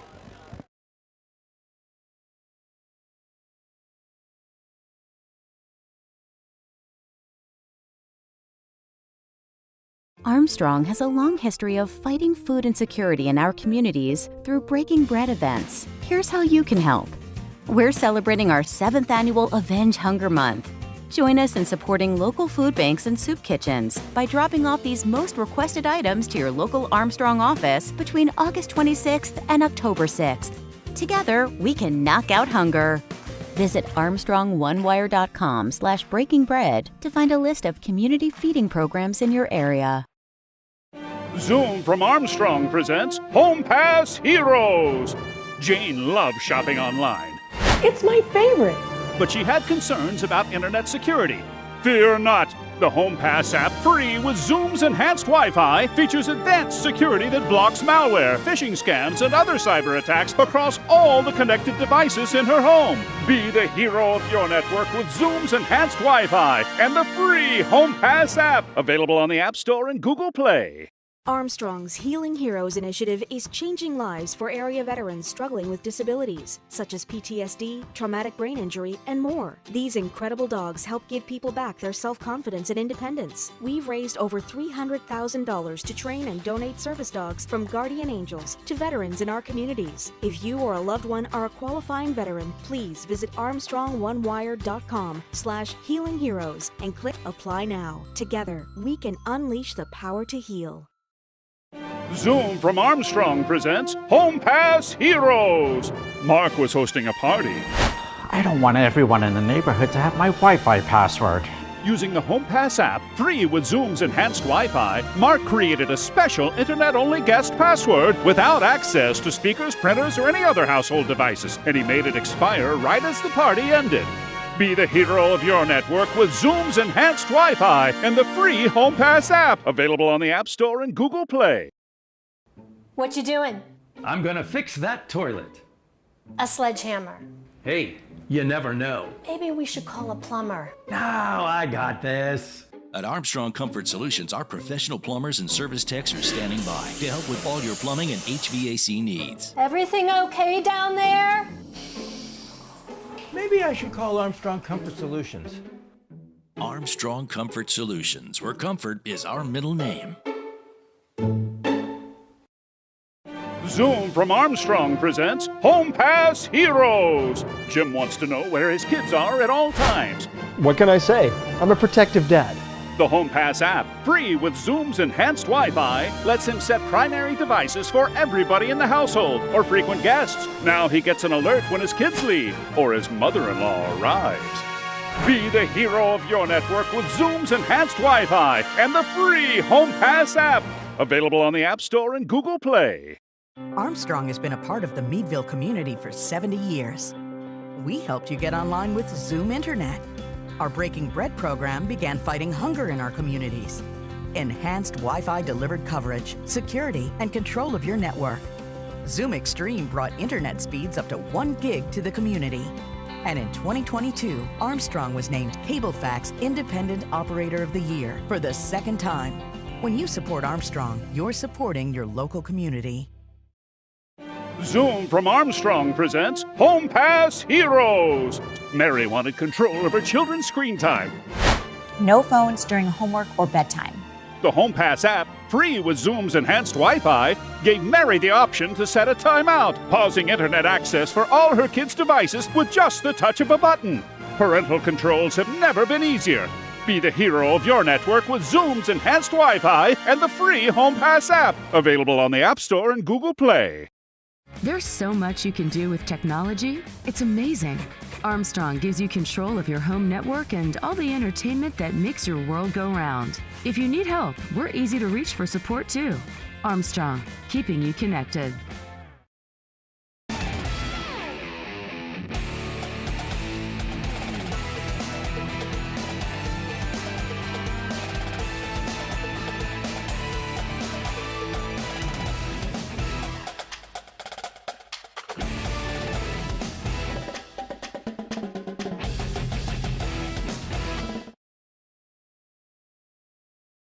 a rain delay. Now the referee is coming out.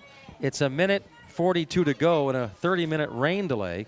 And the team is warming up, though. Looks like we're going to get playing again because the Bulldogs are out exercising and doing some stretches. So it looks like they're going to say 3 minutes on the clock. The referee's telling them add 3 minutes. So in 3 minutes, we will start the game, the second half. And we had quite the break here. I've never seen a game called delayed for rain. I've seen it for thunderstorms and high winds. I've seen it, but never for rain. I didn't see the thunder. So Mentor beating up on McDowell here tonight, 50-7. Wow. And then you got Maplewood 15 over Cochranton 8 in the third quarter. That's, a Maplewood. Good for them. Yeah, and then you got at the half, well, that was Fort LaBeouf and Corey. Corey behind 16-7, but that's probably the game's well into the third, maybe the fourth quarter by now. So they're saying 3 minutes till we start the game, the second half, and we will do that starting here in a few minutes. And so, where if you left off or just joining the Golden Tornadoes now, are making the field. Bulldogs trail the half here, 28-3, and that's one of the most lopsided games I've seen for Bulldogs on the losing side at halftime. Yeah, Butler's really mixing it up. 2 passing touchdowns, 1 rushing touchdown. Clem's having a whale of a night, and of course the big pick 6 towards the end of the second quarter, which really, like I said, Butler's just playing a mean, aggressive brand of football tonight. And the Bulldogs, they got to match that intensity here in the second half.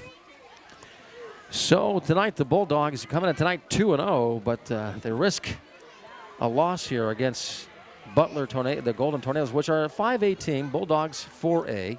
But this has been, over the years, a very close match. Every year, no one wins by more than 3 to 5 points, and it goes down to the wire. So far, doesn't look that way, but you never know. The Bulldogs can get going. And now both teams now are taking the field. 2 minutes to go before we start the game. And the coaches said, let's play. Yeah, Butler's like they're doing some light calisthenics, if that. Yeah. They're ready. Yep. And the rain continues, but it's not as heavy as it was. Somebody said they heard thunder, and that was one of the reasons why they said they didn't see lightning, but they heard thunder. So that's why they delayed the game a half hour. And now they're saying, let's play ball. At 8:46, we're getting the second half underway, which means we'll probably end up around 9:30. Still, it'll be quicker than last week's game. Right. Last week's game, the 4 overtimes, we got done at 10:05. And I needed to take throat lozenges after that because my throat was, I had a sore throat from calling the game so long. And what a fun game that was, though, in Connellsville. But the Bulldogs tonight, I haven't seen Braden Miller out yet. And he's eligible to play tonight. But I'm not sure why he's not out on the field because he's a very strong runner and somebody that can he's a game changer and he can make a difference. He played on some great teams through the last 2-3 years. He's a junior, but he's played on some really good teams that's gone into the states. We've gone the last 2 years way deep into the state playoffs past Thanksgiving. So, the Bulldogs tonight, though, are going to, if you look at the score, you think you're playing McDowell. Right. But you're not. You're playing Butler. So now they're getting ready with 46 seconds to go. Armstrong Cable will hook up with us again here as the play starts. If not, Kevin may have us turned on by now. And want to thank our sponsors, Channel Lock Tools. Channel Lock Tools, a proud sponsor of Bulldogs football on Pop Radio. Also by McCandless Ford. The Bulldogs are in the red zone. It's McCandless Ford. Also by Howard Hanna, Bainbridge Kaufman Real Estate. And by Prescott Colon and Rectal Surgery. Also, Bayshore Homes, making your house a home. Bayshore Homes, tonight's sponsors. All right, so now it's 12 seconds. They're getting the referees are out there. They got their raincoats on. And we are about to begin the second half. It's going to be a very wet game. So here we go. Referees now zeroed out the clock, are getting ready. Yeah, Mr. Kennedy popped in here to make sure he got the frequency correct on the radio station. So thank you, everybody that hung in there with us. I did get to see my old neighbor, Steve Fabian, the tall, handsome man that he is, part lumberjack, part pirate. He was an amazing neighbor, him and his wife Amanda and all the boys.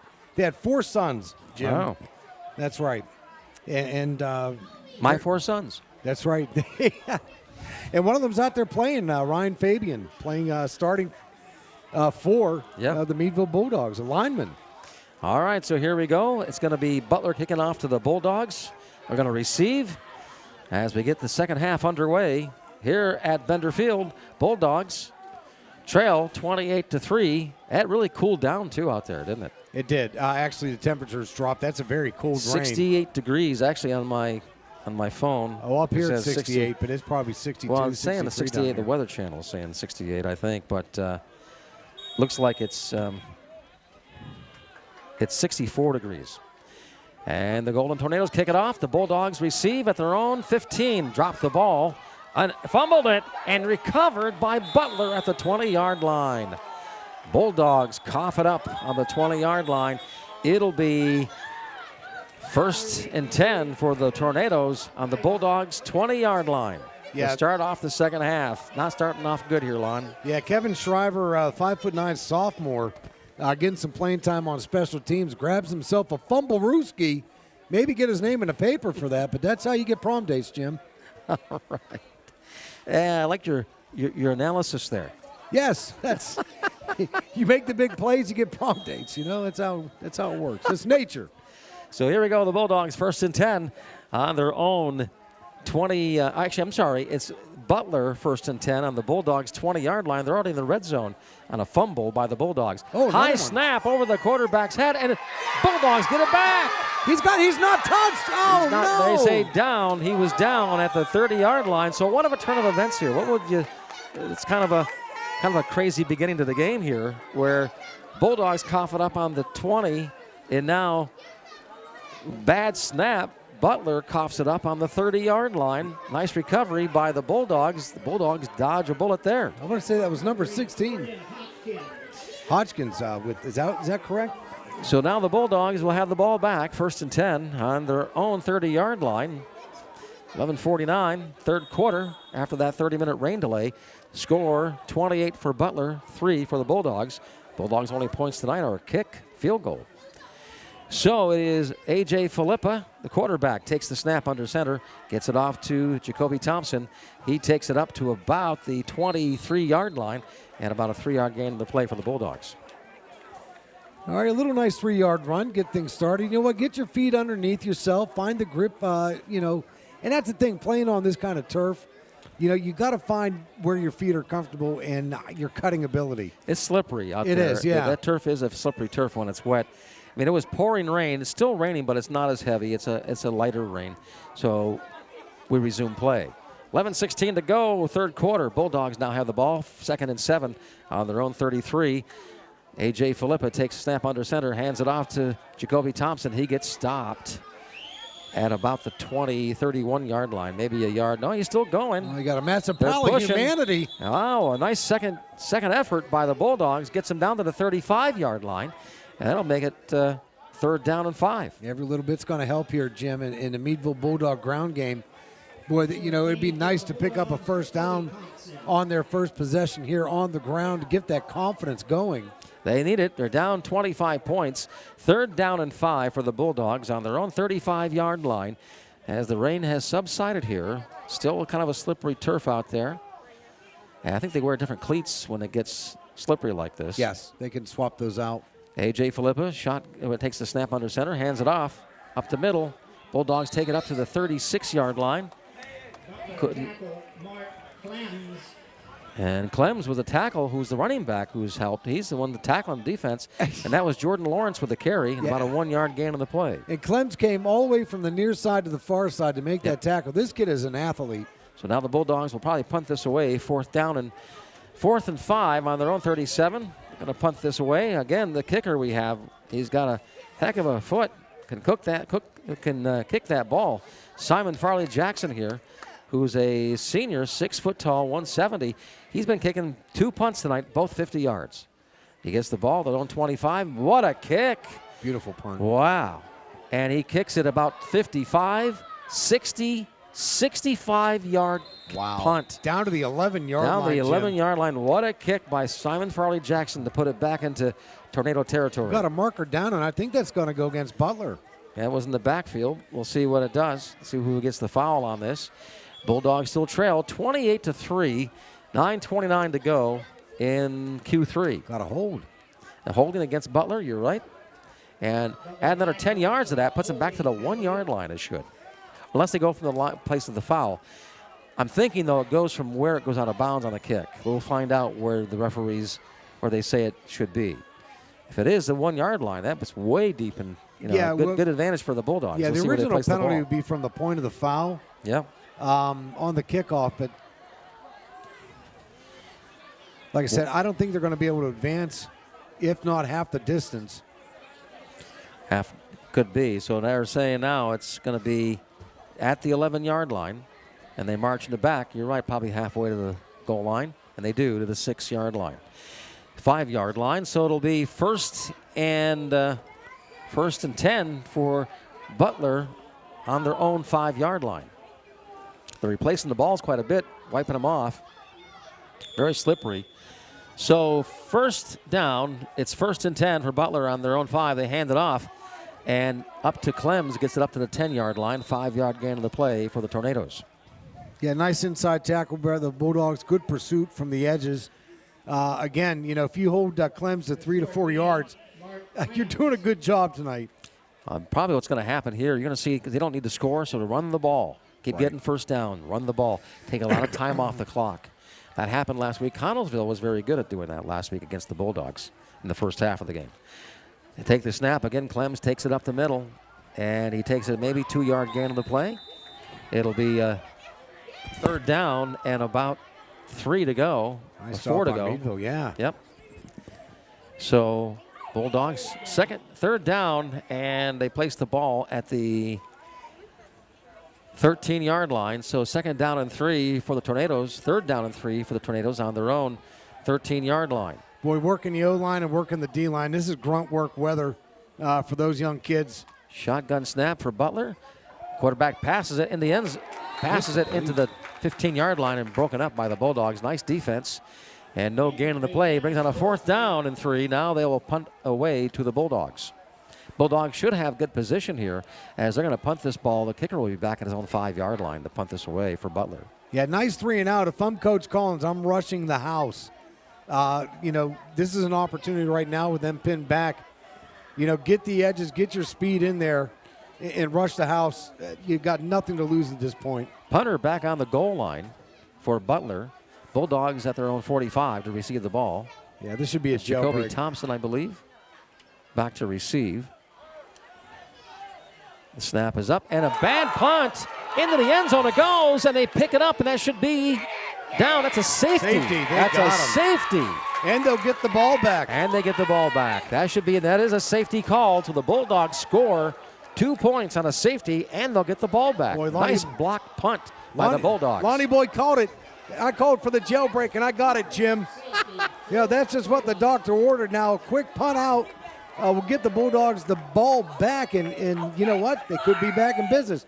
Look at the enthusiasm on the faces of these young athletes. Yeah, so never count them out. Never, what's Yogi Bear's famous saying, right?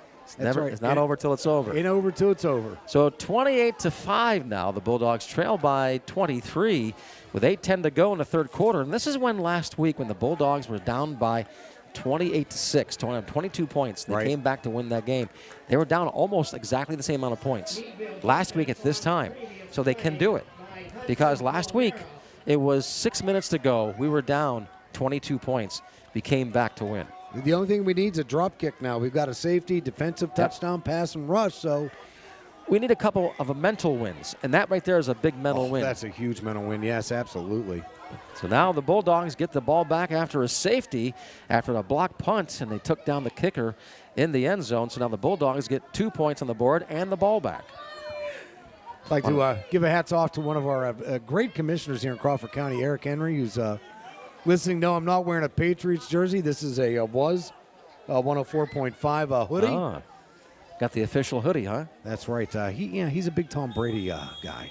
I didn't know that. Yeah, I still vote for him. It's all right. All right, onside kick. Bulldogs get it, fumbled it, got it back on their own 38. It'll be 1st and 10 for the Bulldogs on their own 38-yard line. 39 actually make it, should be. Kind of an odd choice for the little pooch kick. I mean, yeah, I don't understand that. You kick it deep. You know, their kicker was getting the ball up in the air and allowing the pursuit team to get down there. So, well, it gives the Bulldogs more of a chance here, a little bit more light, and that might make a difference here tonight as Bulldogs getting momentum here midway through the third quarter. 8:07 to go in the third quarter. Bulldogs trail by 23. Been this way last week, and they won. A.J. Filippa, the quarterback, takes a snap under center. Hands it off to up the middle. The Bulldogs go to the 40, the 30, down at the 25. He almost got away. The Bulldogs almost had one, almost broke away there. That is for Amari. That's number 3, Jordan Lawrence. I tell you, a little misdirection in the backfield, Jim, and then off to the races. One defender. 25-yard gain for the Bulldogs. Jordan Lawrence with a 25-yard run that put the Bulldogs deep into Butler territory. So it's 1st and 10 for the Bulldogs on the Butler Tornadoes 29-yard line. A.J. Filippa, the quarterback, under center, takes the snap. Hands it back off to Amari Grenaway. He runs up the middle to the 26-yard line. And about a 2-yard gain on the play. It brings up a 2nd down at about 8. Yeah, he picked his way through the far side there and found himself a little bit of a notch. Good pick up 2-3 yards. It'll get the ball moving. Keep the, got to keep in mind, though, that clock is moving, and that's not going to be your friend. Yeah, especially down by 23. Rain still falls, not as heavy as it was. They had a 30-minute delay. If you just tuned in now, had a 30-minute delay because of rain. They said they may have heard thunder. That's why it was one of the reasons.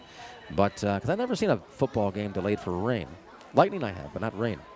7:07 to go in the third quarter. The Bulldogs have the ball. 2nd down and 8 on Butler's 26-yard line. A.J. Filippa takes a snap, and it was a false start there, I believe. Yep. Bulldogs cost them 5 yards. That's a costly 5 yards, puts them back on the 31-yard line. You know, the Bulldogs not too bad on penalties tonight. 25 yards so far, with 2.5 quarters played. But, Butler, again, 5. They've had 5,000. They're up to actually, I believe, 30, 40, 50 yards in penalty yardage. Yeah. So the Bulldogs here, they got cough up 5 yards here, but it's 2nd down and 13 now on Butler's 31-yard line. Under 7 minutes to go, third quarter. A.J. Filippa under center takes a snap. They go in motion. He holds onto the ball, gives it this time to, I think it's Jacoby Thompson, and taken down. And he is taken down pretty hard. Yeah, a lot of at ground the 30-yard line, maybe a 1-yard gain. And that was Jacoby Thompson for the carry. Puts him on now to should be 3rd down. Should be 3rd down and about 12 now for the Bulldogs on the 30-yard line of Butler. Yeah, that was a nice hip check there. A little hockey maneuver by the Butler defense to put him down. And right now, you still can't discount what you can do in the air. You have to spread the field out. So the Bulldogs come to the line. A.J. Filippa, the quarterback, takes a snap under center. In motion, Murray Grenaway, and then he hands it off. He rolls to his right, passes it, caught by the Bulldogs at the 25 down to the 19-yard line. Nice catch that's going by to be the close. Bulldogs. It's going to be real close, maybe a half a foot. Yeah, it's very close to a first down. Marker. You're right. But what a play call by the Meadville Bulldogs OC, getting the play out there in the flat and making a connection. Hats off in the wet weather, too. Did you see who caught that? I didn't get the number. I didn't. It's, for me, it was hard to see. With the black on the battle dress uniforms, it's tough for me to pick see them apart. Yeah, couldn't see who caught the ball, but nice reception. Bulldogs now 4th and 1 on the 19-yard line. So just push ahead here, and now they have Jordan in the Jacoby Thompson in the backfield, and Murray Grenaway too. A.J. Filippa takes the snap, hands it off to Amari Grenaway. He runs to the outside. He's got to make a cut. Oh, that's close. Let's see where they spot this ball. Looks like he's short. Boy, he may be a half of. Yeah, it looks like he is short. It looks like he is short by maybe a foot, and he is. It is Butler's football. Loss of downs. Bulldogs turn it over. Ouch. Ouch. That's all I can say there. It's. Bulldogs usually just run straight ahead. Usually in that situation, Bulldogs will usually shotgun snap to Jacoby Thompson, and he'll run in. for the first down, before get across the line for the first down, but they didn't do that there. So now Butler has the ball back. It's 1st and 10 for Butler on their own 19-yard line. 5:50 to go in the third quarter, and Butler leads by 25. The score is 28-5. 2 scores for Bulldogs have been a safety and a field goal. Yeah. Kind of an odd combination of points. Yeah, if you're running an office pool with squares, that odd one, that one odd and person. There it goes all the way up to the 30. First down and a 13-yard run for Clems for Butler. He's been just can't stop him tonight. Again, they're trying to tackle him up around the shoulders. You got to take him down around the legs. That's right. They just signed Clem to a $5 million contract extension. Tell you, put that kid under contract. I know. Oh. So here we go. 1st and 10 for Butler on their own 31. 5.5 to go in the third quarter. They hand it off to Clems. No surprise. He goes up to the 34-yard line and about a 3-yard gain in the play. Have a seat here, Lon. Oh no, I'm good. I know your back must be hurting you. No, I'm actually in really good shape, but I appreciate that. Bulldogs tonight. I have to say, Butler's had an answer every time. It's just Butler has made mistakes, but there's been no capitalization on turnovers or penalties. Right. Shotgun snap. Clems takes it up the middle again for Butler. This time he breaks loose to the 40, the 45, the 50, down to the 45 of the Bulldogs. 20-yard run for Clems. And they move those chains another 20 yards. 1st and 10 now in Bulldogs territory. The Tornadoes are turning up the windmill. That's right. The Golden Tornadoes right now are they're going to grind this game to a halt. Yeah. On the ground, the clock is ticking down to 4:39. Just run the ball as the clock ticks. Yeah, and the diehard. Clems again up the middle, takes it up to about the 40-yard line, and a 5-yard gain on the play. They mark it at the 40, maybe the 39. Let's see. And hats off to the offensive line for Butler. We haven't recognized them, Jim. Those big guys up front are really pushing the line forward. Yep. And making it easy for Clems. Clems, great runner, but you know what? Tip of the cap. I'm an offensive lineman myself from the day. And you know what? Those guys don't get the recognition they deserve. So no, you don't ever hear their name, do you? Get them an extra juice box after the game or something, Shotgun snap for Butler. Clems up the middle. He takes it all over. Actually, number 1, that is Bogata, I believe that is. Yes, Nicholas Bogata. Yeah, he ran it up to about the 32-yard line, and they move the chains. Another first down for the Golden Tornadoes. As the clock ticks backwards, 3:47 to go in the third quarter. Bulldogs trail by 23 points. And again, now Bogata, I think, is going to be the one running the ball. They'll give Clems a little bit of a break there. Clems has passed his 100-yard mark for the day. He's had a great day. Then some. Yeah. Shotgun snap, handed off to Bogata. Again, he goes up the middle to the 30, down to the 27, 28-yard line. About a 2-yard gain, not bad. Nice gain, young man. And they mark it 29, that is. So it's going to be second down. Second down and about 7, I think. They're going to put on the board. Yep, second down and 7 for Butler on the Bulldogs' 29-yard line. 3 minutes to go, third quarter. The rain falls and the crowd is quiet. That's right. There's a hush that is all over the world tonight. That's right. Bogata gets it down to the line. He loses a yard on that play. That's lost a yard. Peter Noonan and Herman's Hermits who sang that song. That's right. That's what I was thinking. Yeah, we folks in the rain delay. We played a little music trivia. That's right. Jim was firing some hard ones at me, but I responded. I got one for you now. Who sang "Fly Me to the Moon"? "Fly Me to the Moon," Frank Sinatra. Oh, there you go. That's right. Yep, I left my heart in Meadville. Who sang that song? That was Clark Gable. All right. Second and third down and 12. Bogata takes the ball for the Tornadoes, turns a corner, gets a first down for the Butler Golden Tornadoes. They should move those chains now again. Yep, they will. Nick Bogata. Yeah. So there we are. 2 minutes and 6 seconds to go in the third quarter, and they're just winding down the clock and just ticking away and then taking turf.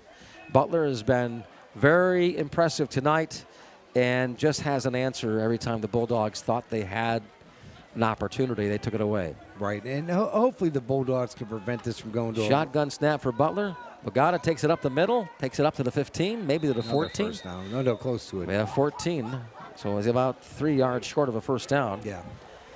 But they don't want to get the running. You know, was it 35 points is the mercy rule? Yeah, and they went to the clock. Run the clock. Right, we're not there yet. So they need to. Yeah, we're not there yet. Yeah, hopefully the Bulldogs can stave that off. You never, you know. And I've been doing games for 7 years. We've had the mercy rule, but not for Meadville. It's always been the other team. I've never seen Meadville have the mercy rule, but hopefully that's not the case here tonight. We'll see. We'll see. Shotgun formation for Butler. They take the snap, hand it off to Bogata. He takes it. Last time it's Clems again, and he gets a 1 yard gain on the play, and is about still 3 yards short of a first down. They're in the red zone. But it's not where McCandless Ford, because it would be the Bulldogs if we had That's right. Our friends at McCandless Ford, they're having their grand opening of the roundabout auto sales up, right on the Conneaut Lake Road. So right off the roundabout. It's going to be next Thursday. That's right. Good folks there. Yeah. Here, real quick story. I remember doing a Sagertown game with John Swick. He actually went on the field to remind the referee that the clock should be running during a mercy rule. I've never seen anything like that in my life. All right, they stopped play. Looks like it would have been illegal motion here or false start. Let's see. I think it's a false start. Down to 33 seconds. By Butler. Yeah. 33 seconds to go in the third quarter. And they're saying it is false start. Yes. Okay, so now they lose 5 yards, so they'll march it back 5 yards. It'll put Butler at the, should be about the 20-yard line. I think the referees, the crew's done a great job tonight. Yep. They have. The referees this year have done very good job at all the games. I was saying that last week. Before we've had some been up and down, but this year I have to say the officiators have been excellent. They've done a great job. We know they've done a good job because they're really not. You don't notice them. That's when you know they do a good job. That's exactly the best way to put that. 3rd down and 4 for the Tornadoes. 3rd down and 9 for the Tornadoes on their own 19-yard line. 15 seconds to go, third quarter. Shotgun snap. Clems takes the ball, runs it up the middle to about the 14-yard line. Gets back to the original line of scrimmage where they were before. So that brings on a 4th down and about 4. So go for a field goal here. Well, you know what? I think if I'm the coach for Butler, I'm going to try to run it. We'll see what they say. So the touchdown puts it out of reach. That's the end of the third quarter, by the way. So we'll take a 30-second timeout. 30-second timeout at the end of 3 quarters. Bulldogs 3, Butler 28.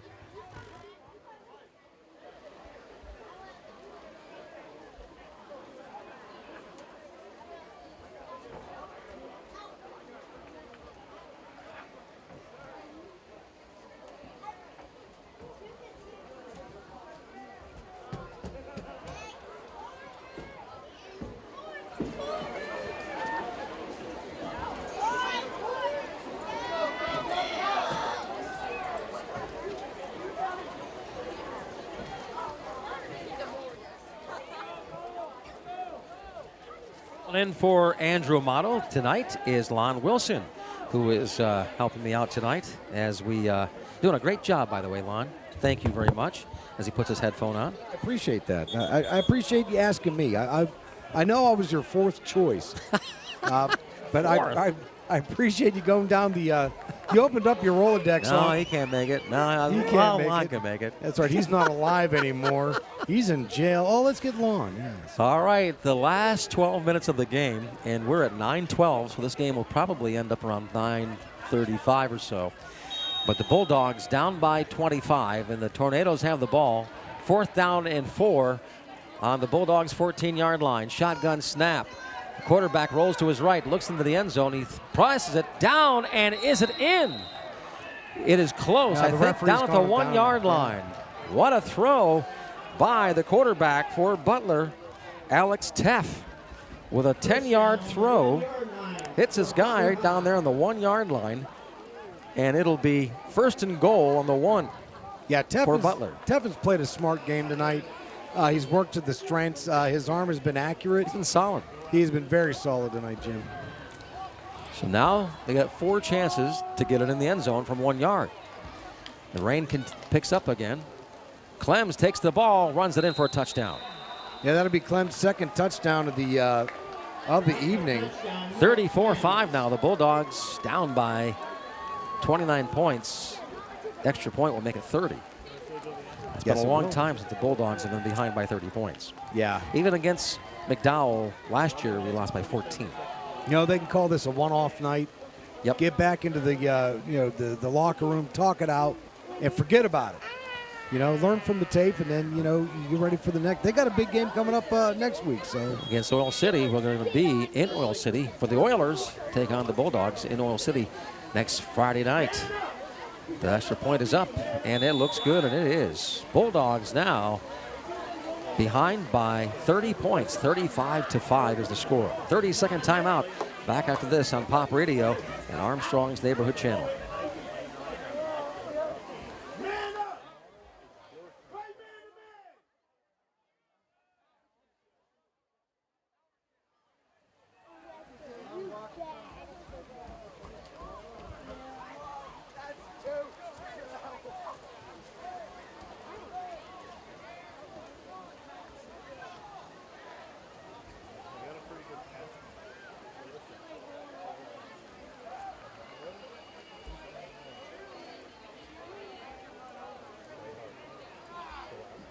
Back the Bulldogs here in the fourth quarter with 11:47 to go, trailed by 30 points as Butler scores. Clems runs in for another touchdown. He's got how many touchdowns tonight? He's got two on the evening, one from 4 yards and one from that half-yard run. So it just they've moved the ball around well here as Butler.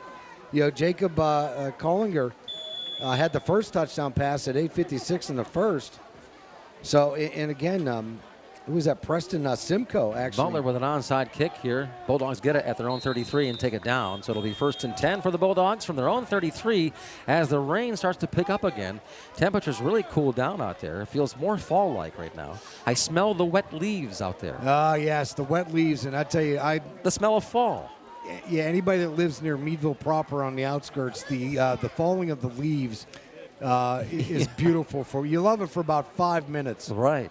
And then it just doesn't stop until November. And the next thing you know, you're thinking about, well, I got to buy a snowblower because I'm going to get a lot of snow this year. That's about right. Want to thank our sponsors, Bayshore Homes, making your house a home. Bayshore Homes on the Coney Lake Road in Meadville. Also by Channel Lock. Channel Lock Tools, made in Meadville, PA. Get your pair of blue for your box.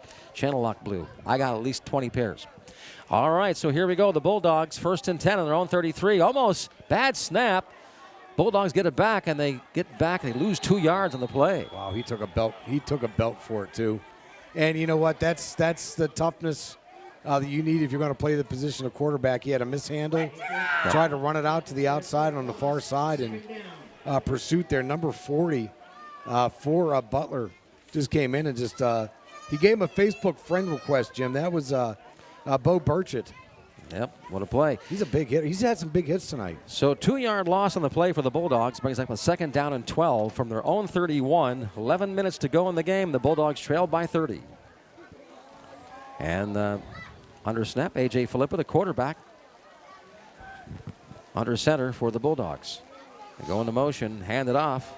Looks like number 3 for number 4 is Amari Grenaway with a carry for the Bulldogs up to the 36-yard line. And about a 6-yard gain, which will put them about 3rd down and 8. Yeah, nice. As the rain really picks up again now.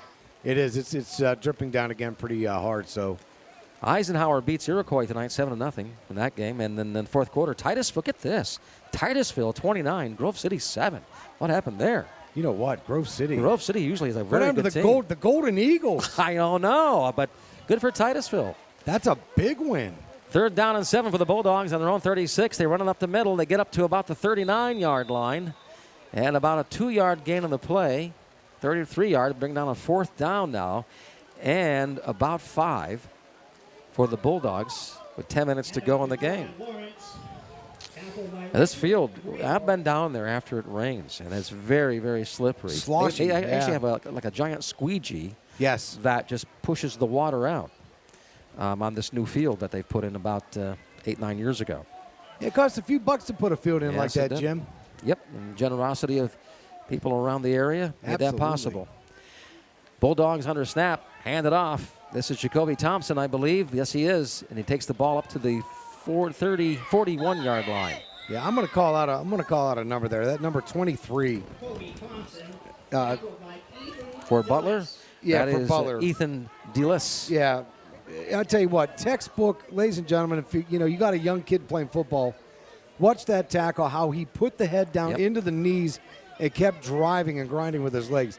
That's textbook football right there. So the Bulldogs turn it over, lost it down. So now it's going to be, it will be Butler's football on the good position on Bulldogs' 42-yard line as the offense for Butler comes on the field.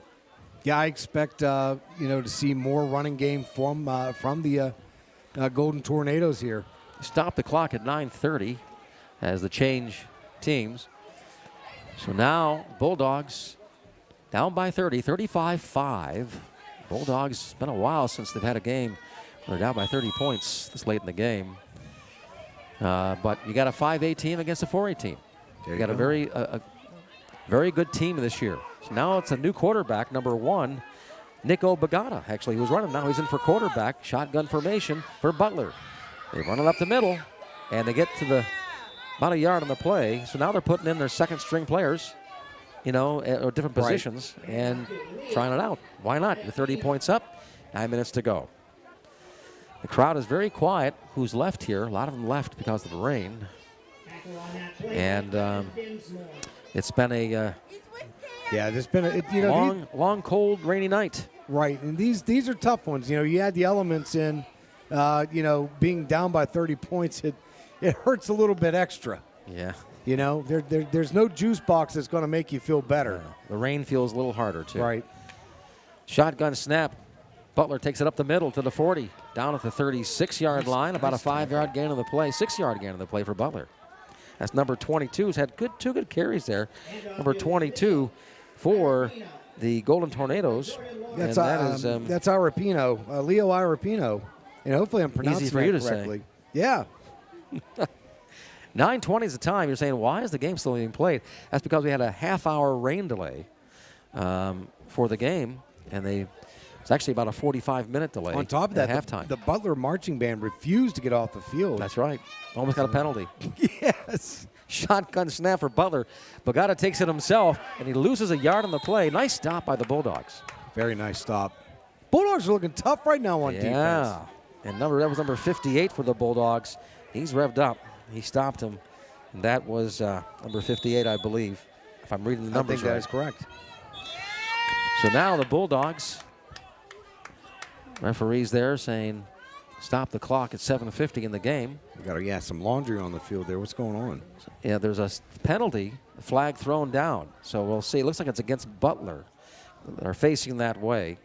So let's see what the call is against Butler. Foul against them. That's right. They may be bringing and in. It is okay. Unsportsmanlike conduct against Butler. So now that's going to move them back 15 yards. The punting team comes on. Because they bring on a 4th down. Wow. They're going to march this ball back 15 yards now from the 38-yard line. It's going to march it back into. What a strange penalty to take. Yeah, back to about the 42. Yeah, with 7:50 left in the game, that's sloppy if you're taking an unsportsmanlike. Yeah, right. You're up 30 points. Right. What's the point?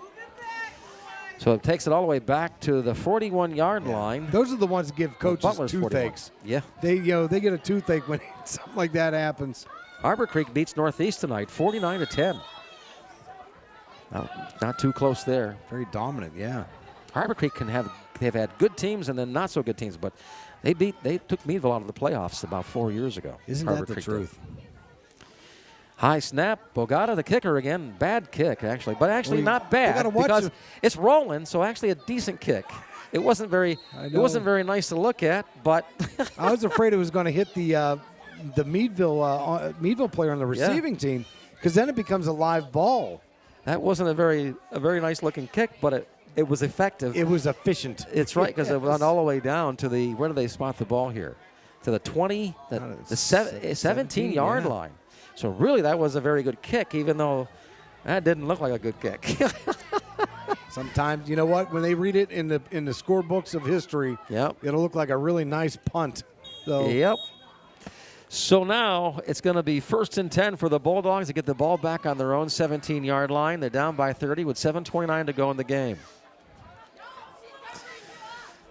Bulldogs under snap. Quarterback A.J. Filippa hands it off up the middle. The Bulldogs run it up to about the 18-yard line, back to the line of scrimmage. Maybe a yard. They give him a yard for the 18. Yeah, Jordan Vicari with the tackle. The sophomore getting some playing time for Butler now. Yeah, and a lot of the fans here gone home. That's right. They're going home to make some Lipton tea with a nice slice of lemon. It's going to be cool tomorrow, too. They're saying cloudy skies and a high of 62 tomorrow. Yeah, the Meadville Band actually has a tournament tomorrow, so good luck to the marching band from Meadville. They're going to be heading up north. On Sunday, sunny and 63. Back up in the mid-80s, though, by next week. Yes. Bulldogs 2nd down and 9 on their own 18. Shotgun, actually out of the under center. He's throwing it down the middle. Wide open is Jacoby Thompson. Gets it at the 50, the 45. Taken down at the 44, 40-yard line. And there's the flag. Unnecessary roughness by Butler. That's uncalled for. You don't have to lift somebody up and power slam them. No. And Butler's being called for a 15-yard. Another penalty. There's more laundry coming out. And yeah. There's no need for that. I mean, he was down, but then they slammed Jacoby Thompson down to the ground. There's no need for that. Yeah. And they're getting maybe a couple penalties on this. Could be down to the 1-yard line to break out a WWE German suplex, it's just not a good look here. What? What you call it? That was a German suplex. What's that? That's if you watch professional wrestling. I don't. I've never heard such a term. Yeah, to actually take somebody up off their feet to lift them up and put them down. Like a Hulk Hogan move. Yeah, the whistles were going. Yeah, they're deciding how many penalties and how many yards. Maybe just give them a touchdown. We'll find out. Yeah. Put them down on the 1. 6:34 is the time left on the clock in this game. Bulldogs trail by 30, but nice catch by Jacoby Thompson.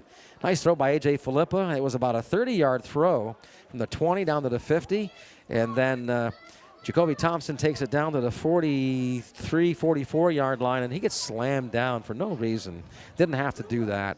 So a lot of penalty flags called. There might be, who knows, an ejection of the game. Let's see. Somebody should be, to be honest with you. Because that's not necessary. You're up by 30. Why are you slamming people down? Well, they're having a long discussion here. I mean, with the coach on the sideline. Well, it could be, do we take a player out of that play? Because they've had a few plays like that where they've done that. So. Well, customarily, when a player draws a personal foul or penalty like that, you pull them out for a play or two. Well, Lakeview and Sagertown still playing right now. A tied game in the fourth quarter there, 29-all. So, personal foul against Butler, and then unsportsmanlike conduct on top of it. So 2 fouls. So what's that, like a 25-yard penalty? Could be 30 yards. So you're right. Could be a 30-yard penalty. Let's see where they place this ball. All the way from the 44. They're going to march this ball all the way down to about, looks like the 19. They keep going. My goodness. Down to the 14-yard line. Yeah, they moved from the 44 to the 14-yard right line. 30-yard penalty for Butler with 2 calls that were unnecessary roughing and unsportsmanlike conduct and personal foul.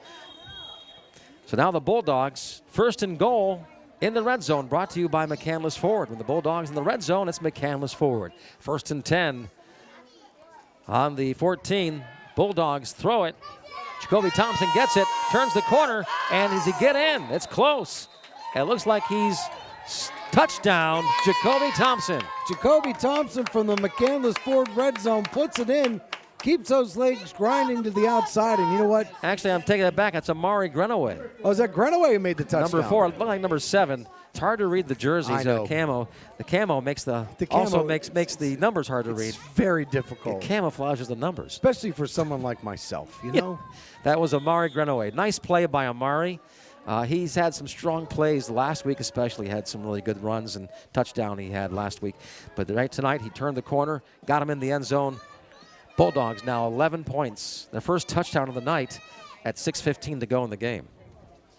And now take the snap under center. A.J. Flippa flips it back to Bulldogs. Do not get into the end zone for the extra point. That was Jacoby Thompson. So the Bulldogs score, finally the first score, the first touchdown of the night, 11-35. We'll take a 30-second timeout. Back after this on Pop Radio and Armstrong Neighborhood Channel.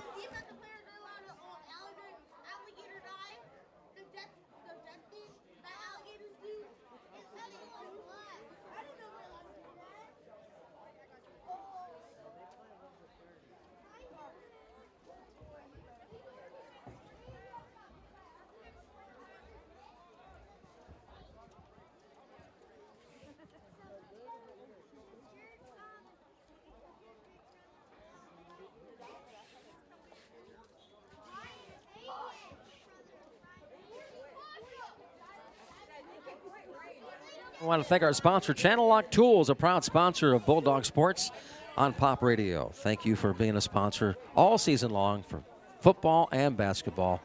Channel Lock, made right here in Meadville, PA. Get a pair of blue pliers for your toolbox. I know I traded up at the Crawford County Fair this year and got some really good deals on some new Channel Locks. Yeah, Channel Lock, what a great family-owned business here. The tradition continues here in Meadville, Pennsylvania. So now the Bulldogs will kick it off after their first touchdown of the night. Comes at 6:15 left in the game. And the kick is a squib, I guess you call it. 15-yard line they pick it up on. Butler runs it back to the 30, 25, 30, 32, 31-yard line. So that'll be 1st and 10 for Butler on their own 31-yard line with 6:07 to go in the game. And the Golden Tornadoes lead by 24 points. Player injured by Butler on that. It's like he just turned wrong. I don't think he was tackled. Yeah, if you drop to your knee, that's not good. Why the hell is he even out there on special teams? That's number 20. I don't know who number 20 is. That is Nicholas Mirando. Yeah, I mean, that's he's been having a whale of a game, and at this point, you have cleanup crews coming in. Yeah. Especially somebody on a kickoff. 6:07 to go. The rain has stopped now again, and they say it may pick up again in another 5 or 10 minutes, but the rain has stopped. 6:07 to go in the game. The score is Butler 35, the Bulldogs 11. The Bulldogs had one touchdown tonight so far, and that was just about 30 seconds ago. Other than that, they scored on a safety and a field goal. Now, it was 5. You said, well, how can it be 5-35? Yeah. Well, they say, you add it up. They did a field goal, which is, you never see that too much in high school football. But we did tonight because we have a good kicker there. That young man is a very good kicker for Bulldogs, and that's Simon Farley Jackson. Yeah. And then the just an odd combination of points tonight for the Bulldogs. And there's been a lot of opportunity for the Bulldogs. And again, Butler, resilient, making the big plays when they have to. But Meadville, again, hey, you find 3 different ways to score football. In a football game, you're doing something. All they need is a defensive touchdown now. All right, so the quarterback is back in, the starting quarterback for Butler. And they run it up. Maybe a yard gain, maybe back of the line of scrimmage. Maybe not. Alex Teff, the starting quarterback, is back in the game for Butler. And you got also Clem's back in the game. Yeah, number 42 with that carry was Jacob Collinger, the sophomore, who's actually got his name in the paper tonight with a nice pass reception for a touchdown. So Butler looking for the calls from the coach on the side. I would think it's just like run the ball. Take time off the clock. Warm up the bus. Here we go. Shotgun snap for Butler. Take it, run it up the middle. Number 4, I believe that is 42 for Butler. About a 5-yard gain on the play. It'll bring on a third down. Third down at about 5 for Butler. How about that big Ryan Fabian for Meadville with the tackle? Getting some stats on tonight. Good stop. 5 minutes to go in the game. The Bulldogs trail by 25. Butler has the ball. Shotgun snap. Alex Teff, the quarterback, done a solid job tonight. Throws it to his right, quick, caught, up to the 40, down at the 44-yard line. Nice quick rollout. That's a Tom Brady kind of a throw right there. Yeah, it was. Very quick, right? You know, Tom Brady, they were showing one night, he's one of the fastest releasers ever in all time in football. He, no longer than 2.5 seconds does he hold a ball. He was incredible. He's incredible. And, you know, Patrick Mahomes, watching him last night. Yeah. Patrick Mahomes has picked up that torch from Tom Brady. I know. Yeah. You know, if you're not a fan of him, you are a fan of him, he's going to win more Super Bowls. What's your team this weekend? My team is Steelers taking on the Falcons. Yep, down in Atlanta. So I've got $1 million betting on that game. Shotgun snap. Butler runs it up the middle and get about maybe back to the line of scrimmage. Yeah, nothing doing there. Not much there. I think no gain in the play. You can hear the Steelers on our sister station, Rocky 94 and 107.7. You can hear that tomorrow or Saturday. I'm sorry, Sunday. I'm getting that days right. Sunday at 1 o'clock. Sunday at 1 o'clock. Pregame is 11 o'clock. Yep. On Rocky 94, and it's good to hear football back on the radio. I love the pregame. I always listen to it. I put it on my my Alexis at home, and it just it's nice atmosphere, good chat. Alex Teff, the quarterback for Butler tonight, has done a spectacular job for them. Takes the snap, they run it up the middle again, and they get about to the 46-yard line, which will bring on a third down and about 6 for Butler. Seneca over Union City tonight, 40-0 in that game. What is that? Who's that? Seneca 40, Union City 0 in that game tonight. And it's Harbor Creek over Northeast, 49-10. And then Eisenhower beats Iroquois 7-0 tonight. Some of the scores we have around Northwest PA under a rainy fall-like night tonight.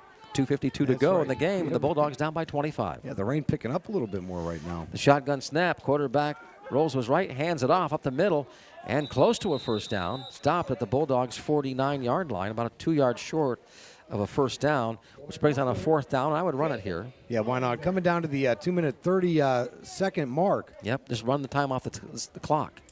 All you got to do is run the first play for the 25. After that, you got 40. Yeah, I mean, both teams have all their timeouts left, but that's a moot point right now. It is. At this juncture. No. You're not stopping the clock here tonight. So it's 4th down and 2 for Butler on the Bulldogs' 49-yard line, 2:13 to go. And they're going to run this ball, take it the shot clock all the way down to 9. Shot clock, I say, the play clock, I should say. And he get over the line? Yes, he did. Looks like a first down. Let's see where they spot the ball. It's going to be close, yeah, the bootleg. Let's see where they spot the ball. And the ball is spotted. That's very close. Is it a Butler first down? They might have to measure this one. They might have to. That's very close. No, they're moving the chains. So they're calling first down for Butler. And that should seal the deal. Right. Yep, clock will start running. You can't, and now they just do 3 plays, let it roll out, and that's the end of the game. So Bulldogs will drop their first game of the season tonight. 2-1. As Butler, with 1:39 to go, up by 25. And they can just run it out on plays. They go down shot clock or the game clock to 1 second. Very good. And then it's Clems, runs up the middle to about the 30 or 46-yard line with 1:24 to go. And now they get 40 seconds. So the first play on the first down, you get 25 seconds. The second down is 40 seconds. That's how it works. So now they can just let it roll out, which they're going to do. Exactly. That'll be the end of the game. I want to thank our sponsors of tonight's football game on Pop Radio. It is Channel Lock Tools. Channel Lock Tools, made here in Meadville, Pennsylvania. Also by Bayshore Homes, making your house a home. Bayshore Homes, Coney Lake Road in Meadville. And by McCandless Ford, with the Bulldogs in the red zone, McCandless Ford. Butler takes it up now through almost to a first down at the 38-yard line with 46 seconds to go. Yeah, about a 5-second difference on the game clock. And it's a first down, and that'll pretty much wrap it up. This will be it, yeah.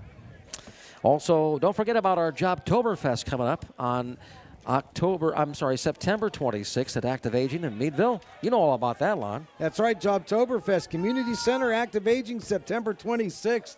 We've got a great variety of employers looking to come to that event. Job seekers, it's your chance. It's a free event. And if you have a business or you're an employer, call us up at Seven Mountains Meeting. We can tell you all about it and how to be a part of that. And Neil LeBall, and that'll be the game. Hey, Lon, it's been great Yes, we got to do Jim. more games together. You were awesome tonight. Thank you for having me. I really appreciate that. And Armstrong Cable, thank you for listening to us on Armstrong, watching us on Armstrong Cable. And that'll wrap it up tonight. The Bulldogs lose their first game of the season to a very, very good Butler team. Final score of tonight's game, 35, Bulldogs 11. We'll catch you back here next Friday night when the Bulldogs go to Oil City to take on the Oil City Oilers. Game time, 7 o'clock here on Pop Radio. Lon, have a great night. Thank you so much. Jim, again, appreciate it. Andrew, if you ever take another vacation, I got you covered, buddy. Awesome. Well, and Grant, thank you for your production back at the studios. We thank you so much. Have a good night, everybody.